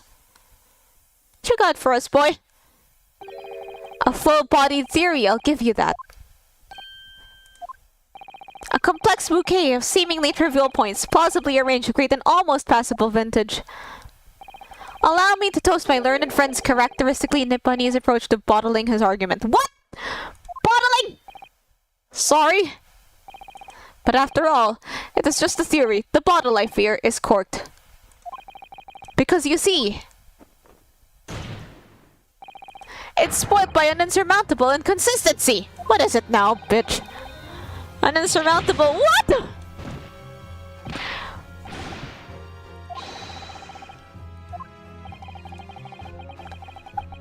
An inconsistency of the simplest nature, my lord. Bro, what is it? Found with the knife planted in the middle of her back. Yes, in her... Huh? That's right, you silly little man! Now, Joan, old thing, what are you getting so excited about? Let us consider the basic facts of the case once more. The victim was walking along the pavement before being stabbed in the back and falling to the ground. If the knife that struck her had fallen from above, there's no possible way it could have planted itself in the victim's back. What? Oh, for fuck's sake! Is he dabbing? No, he's not dabbing. Quite right, you see. That's exactly right. If the knife had fallen on her from above, it would have struck her at the top of her head. Well, Susato, you wanna, like... He's lost for words. Look, I knew it. I never liked his theory in the first place. Bro, you were falling for that shit. It would appear the defense has made rather a spectacular blunder. If a theory has even one inconsistency, it cannot stand. Your theory, my learned friend, is history. Oh, for fuck's sake. We were so close. I could see the truth. I was so sure we were on the right track. Hello, yes, it's been 3 hours. But don't worry, we're almost done. One simple inconsistency. Or in other words, we simply need to eliminate that one inconsistency and the theory will stand. Miss Susato! You mustn't worry, Mr. Naruhodo. You were just caught off guard, that's all. And your mind went blank. But if the path you were on is indeed correct, then a way will present itself. The key to this is in the court record, I'm sure. All the information you need is there. It seems you have nothing to say, my Nipponese friend. Well, your silence speaks volumes. A tacit acceptance that your theory is fatally flawed. Hang on, let me...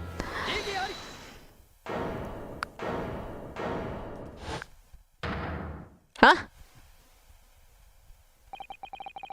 This inconsistency doesn't mean I was on the wrong track. It means that I need to sharpen my mind and dig deeper for the truth. I don't think this is... It means it's a test. Yes! If the knife fell on the victim from above, there's no way that it could have hit her in the middle of her back. Under normal circumstances, that is. What are you implying? Counsel? There is a piece of evidence in the court record that can explain this inconsistency. That can explain how the knife that fell above can have pierced the victim's back. We already have the answer. Goodness! Utter madness! Sure, yeah, the courtroom's probably less dramatic than this. Like, real courtrooms are probably, like, super boring.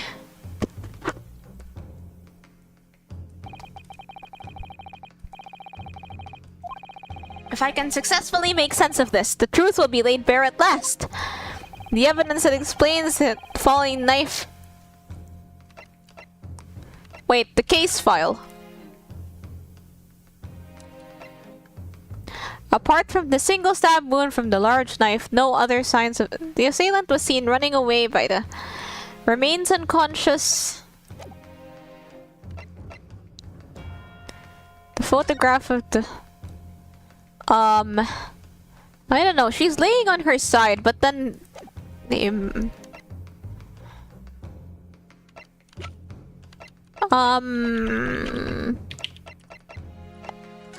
Local map? No. A photograph.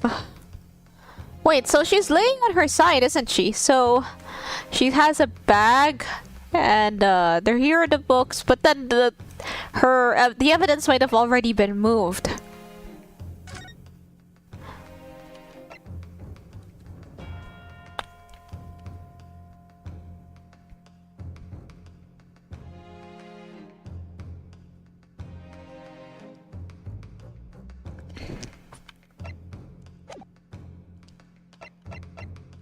The book.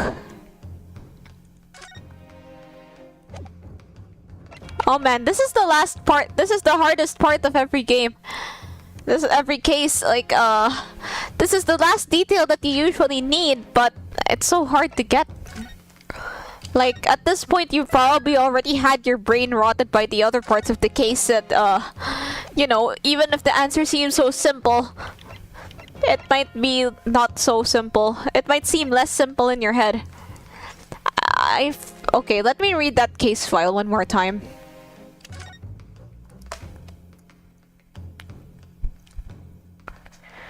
Pavement of East Side. The rain was apart from the running away. Just after the incident occurred.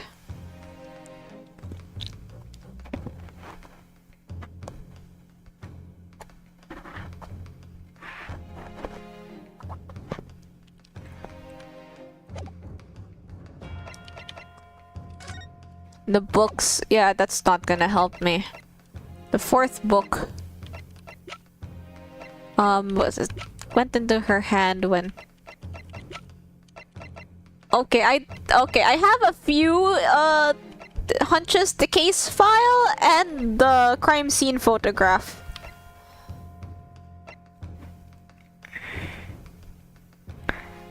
Just after the incident occurred, huh? Look, she's laying on her side. But then I'm not really sure how it would have struck her that way.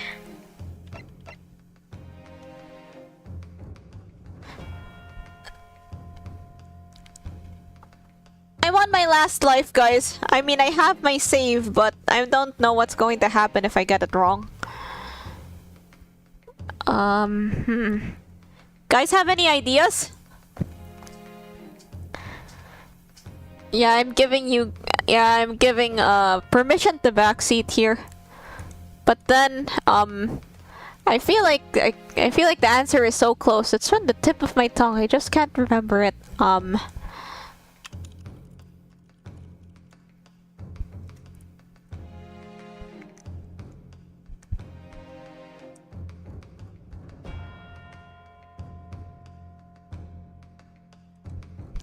I have ideas, but none are related to the game. Okay, interesting. That's cool. Wait.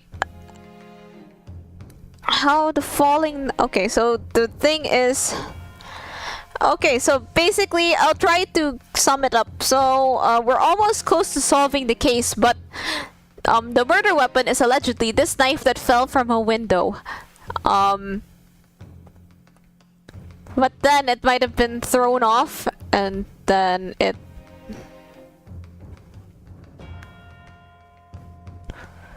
But then it might have been thrown and struck the victim in the back. But here's the thing, it struck her in the middle of her back. If she was standing up, then it wouldn't have been able to do that. So she would have to be lying down already, I think. But then I'm not really sure what to I'm not really sure, like...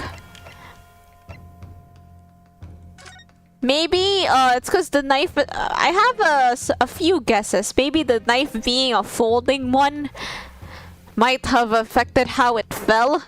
Like, maybe it struck her in the head and then...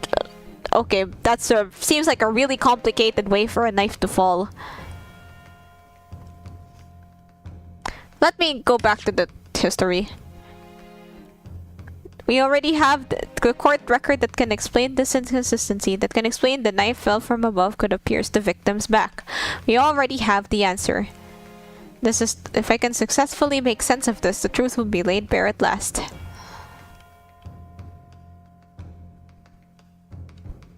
How would this hit... okay, so how would the knife hit her in the back? Man, this is more complicated than Danganronpa, although I didn't really finish that game. Okay, the only way that I could have engaged with it back then was the Something Awful playthroughs. But the one I really remember is like the very first case when Sayaka dies and then she writes down the name of the person that killed her. I want to watch Danganronpa. I want to play through the Danganronpa games. I want to finish them all and then rate all the execution methods in the tier list. And then that would be fun, I think. How the falling... Okay, so how it became lodged in her back would be... It's a folding knife, right?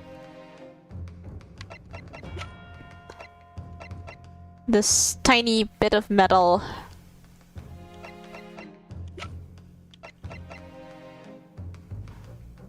Okay, I have a few theories. Like here, like... Maybe there's something here that I'm not reading. She's not really dead. So basically this is a folding knife, so it could have hit her by accident. Here we have the way it was... Here we have a picture of her being stabbed where it's kind of to an angle, as you can see. And we have this other one here that's... Okay, this isn't going to help us. Maybe the fourth book... Okay, maybe like the book... When... maybe the book hit her? When it fell off? She might have been knocked out by the... She might have been knocked out by the book. I mean, it looks like a pretty heavy book. So, okay, so book knocks her out, and then knife falls into her back. If I get this wrong, then I'll just go back to my save file. Wait, am I right?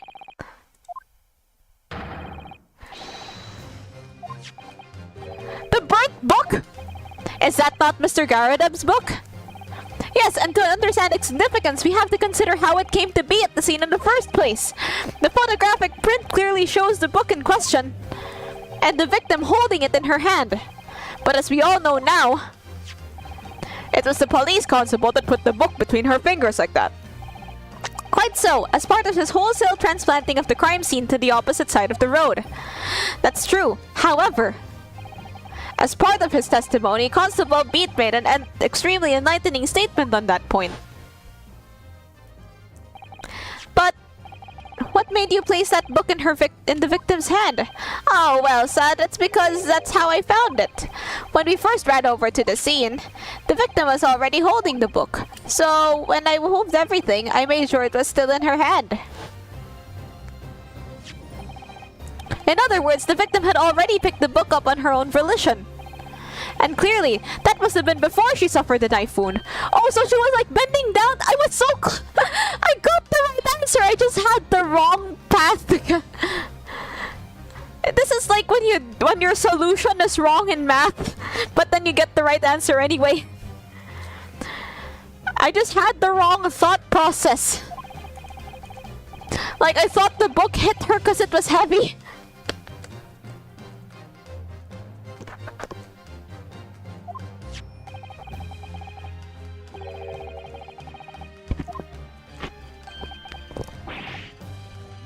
By Jingo! I think I'm beginning to see what may have happened now. Oh, dearie me. We know that the book fell from the top floor of the Garudab household onto the pavement below, at precisely the moment that the victim was walking past. Yes, at exactly that moment. The young woman was walking along the street right to the light fog, when all of a sudden, a book fell right in front of her. The book I threw! Yes, Mrs. Garudab, and what do you think the woman did? What would you do if you were walking along and suddenly a book landed in front of you on the pavement?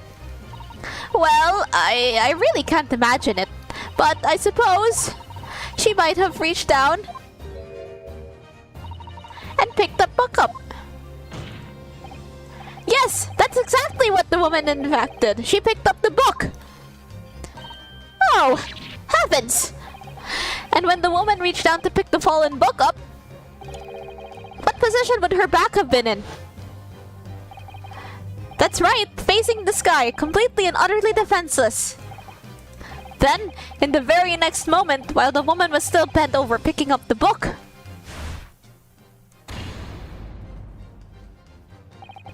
the next object fell from the room above, the jackknife, straight into the middle of her back. And at that same time, walking by chance directly behind Miss Green, was the defendant, Mr. Soseki Natsume. Well, I never! It appeared to Mr. Natsume that the woman simply collapsed on the floor. In the dark and the fog, he didn't see the knife falling on her from above. Ah! And from the other direction, the constable and his wife saw no one but the victim and her apparent attacker. So there never was a real culprit to run from the scene in the first place. No! This was nothing more than a series of unlikely events that culminated in an unfortunate accident. A series of unlikely events, that's a good book series. I only read the first book in that series. It's a series of unfortunate events, not a series of unlikely events. I could only read the first book because I couldn't get my hands on the other books. But the first book was pretty good.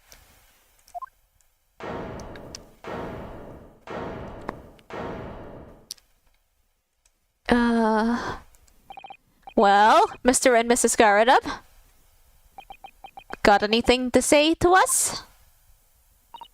The very first time you showed me that knife, I had my suspicions. I wondered if perhaps it might have been something like that.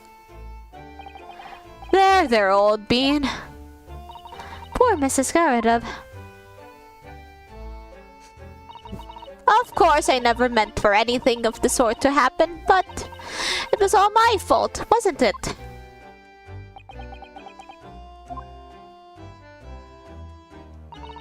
I take full responsibility. I let my anger get the better of me. I threw that book, and I threw the knife as well.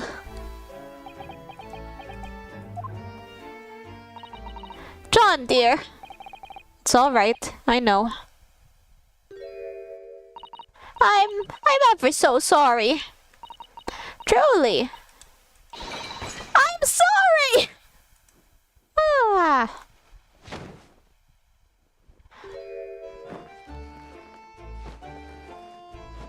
She...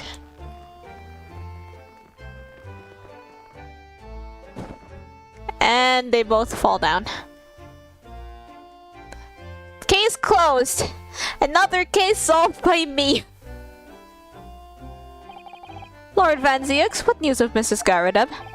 She's been taken to the infirmary. It would appear that today's events had left her in an especially flustered state. However, I believe she will recover in due course. There is no cause for concern. Yes, unbeknownst to themselves, they caused what could easily have been a terrible tragedy. They shall have to prepare themselves for the consequences of their actions. There is some good news, however, my lord. I have just had word from the hospital where the victim is being treated. Her condition is improving steadily, and the doctor believes she will regain consciousness soon. It's strange. We've been talking about the victim all this time, but we never once met her. How wonderful! The woman is out of danger, it seems. Yes, that's good news. So, Mr. Soseki Natsume. Oh, he's been there this whole time? Yes! On behalf of my fellow countrymen, I would like to take this opportunity to beg your pardon, sir. You came from your distant eastern homeland to study our great British culture and have been repaid with immeasurable unkindness. Please accept our heartfelt apologies.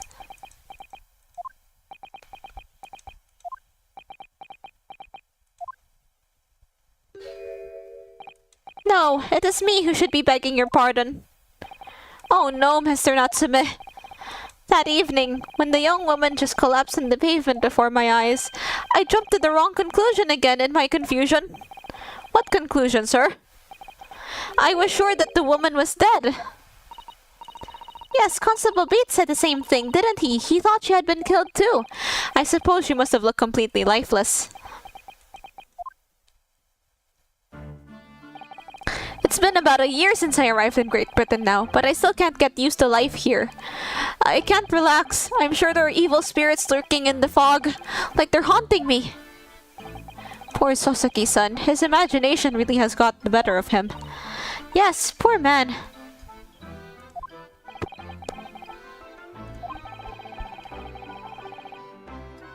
I thought the young woman had been taken by the fog spirits. I should never have dropped my books like that and run away. I should have called for help, for a doctor, for the police. I don't think I had a voice for Natsume. Instead, I created a rift in the relationship of trust between our two empires, and for that, I'm truly sorry. That fog. One could indeed say that some sort of mischievous spirit had been worked here, I think. One that created a chain of unfortunate mishaps. We were befooled by the spirit and led to false conclusions, but thanks to Lord Van Zieks and our young lawyer here from the east, that chain has now been broken and the spirit exorcised. I heartily commend you both. Oh! Now then, ladies and gentlemen of the jury. Yes, my lord. In concluding this trial, I must ask one last time for your decisions regarding the defendant's culpability. Are you ready to present your findings to the court?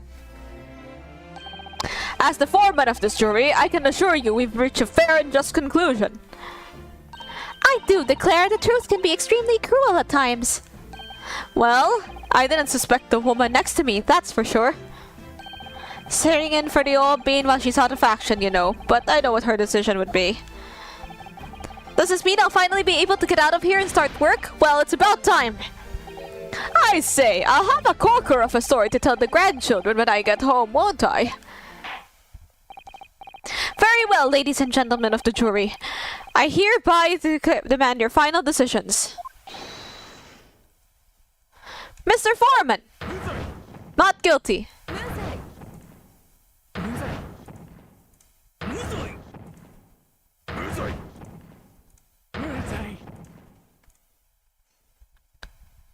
Bonk.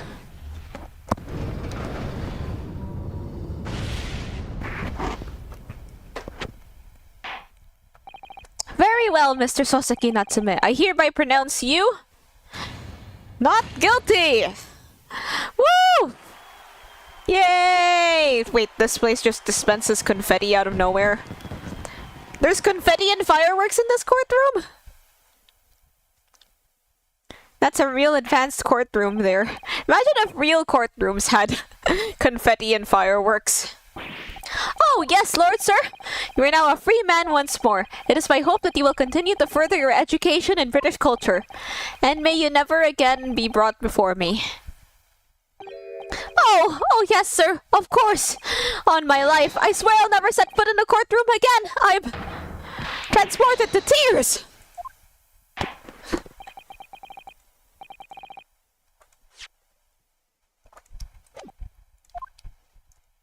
Yay, we're done.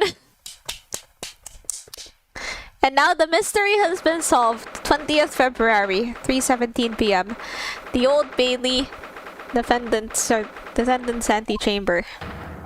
Oh, locum! Wait, you mean me? Of course! Is there another locum here? Is there even one?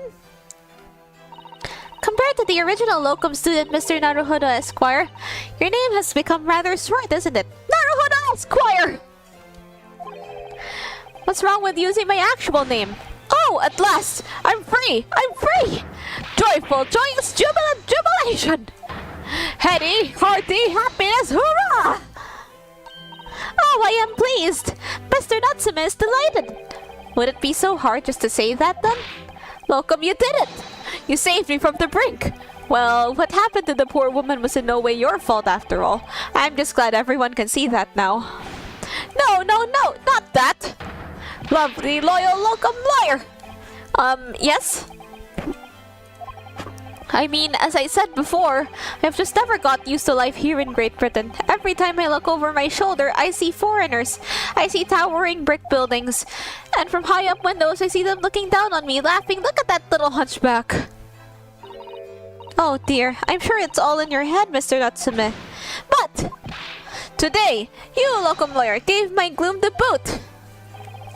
You stood firm behind that baronial bench before all those babbling British. You battled to the bitter end, laying bare the baffling truth. And when I beheld the blinding fireworks among the beams of the Bailey's roof, I bellowed, "Behold, the best barrister ever born!" Well, that's very flattering, and we're very pleased for you. This has given me a wonderful anecdote to recount to my old friends back in Japan. Ah, an anecdote? Is that what's to become of all my hard work? Ah, there you are, my dear fellows. Mr. Sholmes! Oh, Mr. Sholmes, what a pleasure to see you! Oh my god, you think Natsume is crazy. You haven't seen Mr. Sholmes. The trial shall begin presently, Mr. Naruhodo, and I wish you the very best of luck. It's just finished. What? No! Then my haste was in vain? It's you! Herlock Sholmes! Oh, have we met, sir? This is Mr. Natsume, the man you had arrested, Mr. Sholmes. Ah, I see. I failed to recognize you at first. Our previous encounters have taken place in the gloom, either at your bleak lodgings or that prison cell. I simply couldn't place that curious face in that light. Charming. This is all your fault, Herlock Sholmes! You're the reason I had to go through this terrible ordeal! I'm going to give you a piece of my mind! My apologies, sir, but I assure you, I have placed you now. You're the fellow who abandoned that poor young lady and ran off, are you not? Ah! Had she been taken to hospital more urgently, I feel perhaps she would have regained consciousness by now. Oh! But it was unavoidable, I'm sure. We are but human after all. Anyone would have been shaken by such an experience.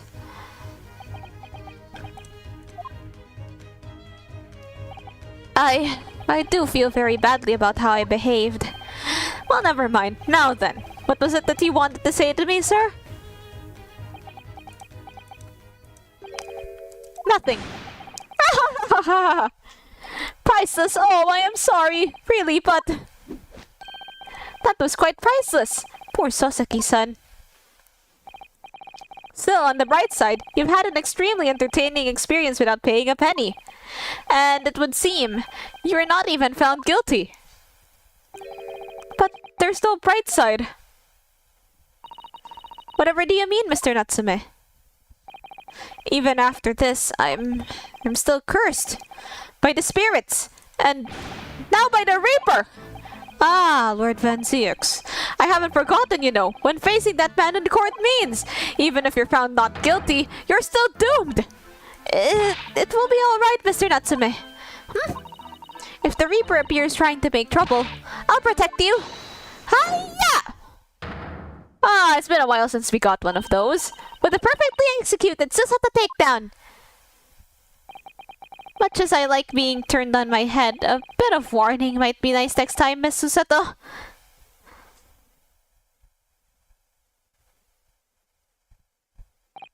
So, Mr. Natsume, what do you intend to do now? You mentioned something about recounting your experiences to your friends back in Japan?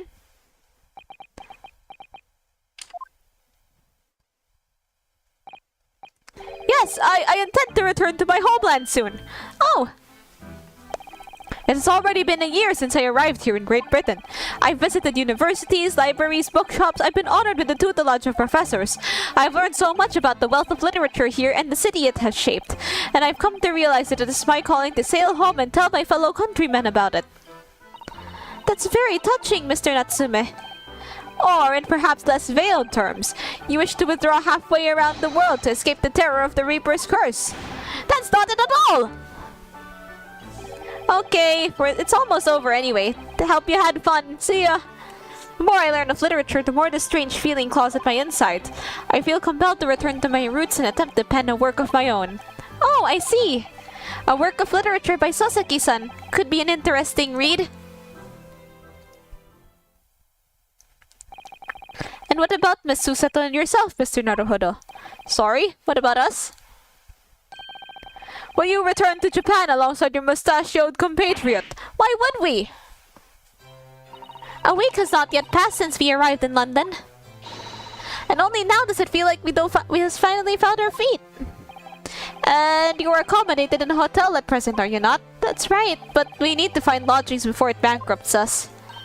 I've calculated we could only afford another 10 nights before our entire budget is exhausted. Well then, you could take my lodgings. Oh, the windowless room. Ah, but what it lacks in windows, it more than makes up for with a floor, a ceiling, and walls. Great. And of course, I'd be happy to leave behind the accursed evil spirit. Oh my, an evil spirit? Oh yes, it tries to suffocate you while you sleep. It's an infallible wake-up call. We'll think about it, if that's alright. Perhaps I can offer a more welcome alternative. Would you consider taking lodgings with me? Really? Well, a vacancy has conveniently presented itself, though it is up in the attic, I might add. Are you sure it isn't just a storage loft? I spoke with the landlady this very morning on the matter of price, and Iris is cleaning the room as we speak. You must come at once. I presume you have no luggage to speak of. Oh, this is simply wonderful! What an honor to be invited to taking lodgings in the great detective's office's attic! I'm too overcome for words. So, suggesting we look elsewhere is out then. Then it's settled. Iris will prepare a welcome dinner this evening. And you must come too, Mr. Natsume. I insist. I don't know what to say, but thank you, and yes. Wonderful! Then I'll go and complete the paperwork for your formal release, Mr. Natsume. It shan't take long. Somebody's happy. Welcome. I knew you wouldn't let me down. I'm truly delighted to have met you here in London. Likewise, Mr. Natsume. It's been a privilege meeting you too. It's a shame that we're going to have to say goodbye so soon. Well, I've come to realize that I belong in Japan. But welcome, we'll meet again one day. Yes, I'm sure. And hopefully by then, I'll be a successful lawyer. Hopefully by then, I'll be a successful author. Well, my dear fellow, our carriage appears to have arrived. Shall we go, Mr. Naruhodo? Yes, Mr. Sholmes. I've little doubt Mr. Natsume will be released in time for dinner this evening. And so, with Soseki-san's innocence successfully established, we rode with Mr. Sholmes to what was to become our new home, 221B Baker Street. Yay! I believe this is the... Okay, we still have to, you know, break in our new house.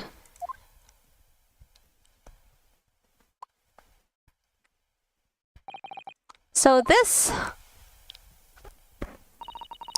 to be our new office, yes. Our office? I rather like the sound of that. Me too, it's simply wonderful, isn't it? I hope you can see this, Kazuma. It's only a small step. But I'd like to think we're getting a little closer to your dream now. So, my dear fellows, do you like the place? Ah, Mr. Sholmes! Yes, thank you so much. It's a delightful room, Mr. Sholmes. I simply adore it. Good, I'm pleased to hear it. Iris and I are delighted to welcome you. I hope everyone's hungry. It's nearly time for dinner. We'll eat as soon as Mr. Natsume arrives. We have a lot to celebrate. Iris, you must let me help you. Alright then, Susie. You can be in charge of the salad. Splendid!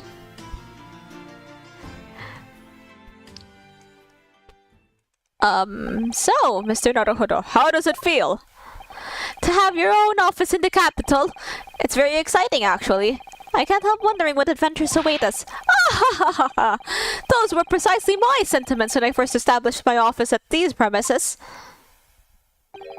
Until I discovered the dark truth about the city of London, that is. Sorry?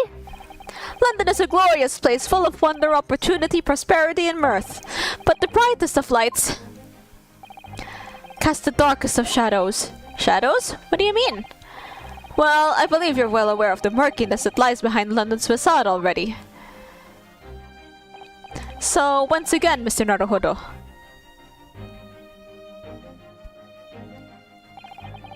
Welcome to London.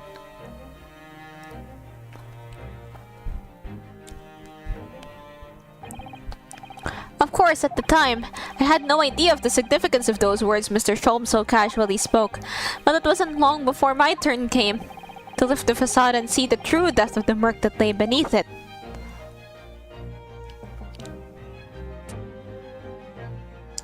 And that's the end of this case. And as soon as I save, this will also be the end of this stream. It's been real, guys. Thanks for helping me solve these. Thanks for watching as I solve these cases and also offering some help along the way. And so I'm gonna end right here, and I will see you guys next time. It's Friday. We're gonna draw. So be there or be square. Okay, thank you. Bye bye.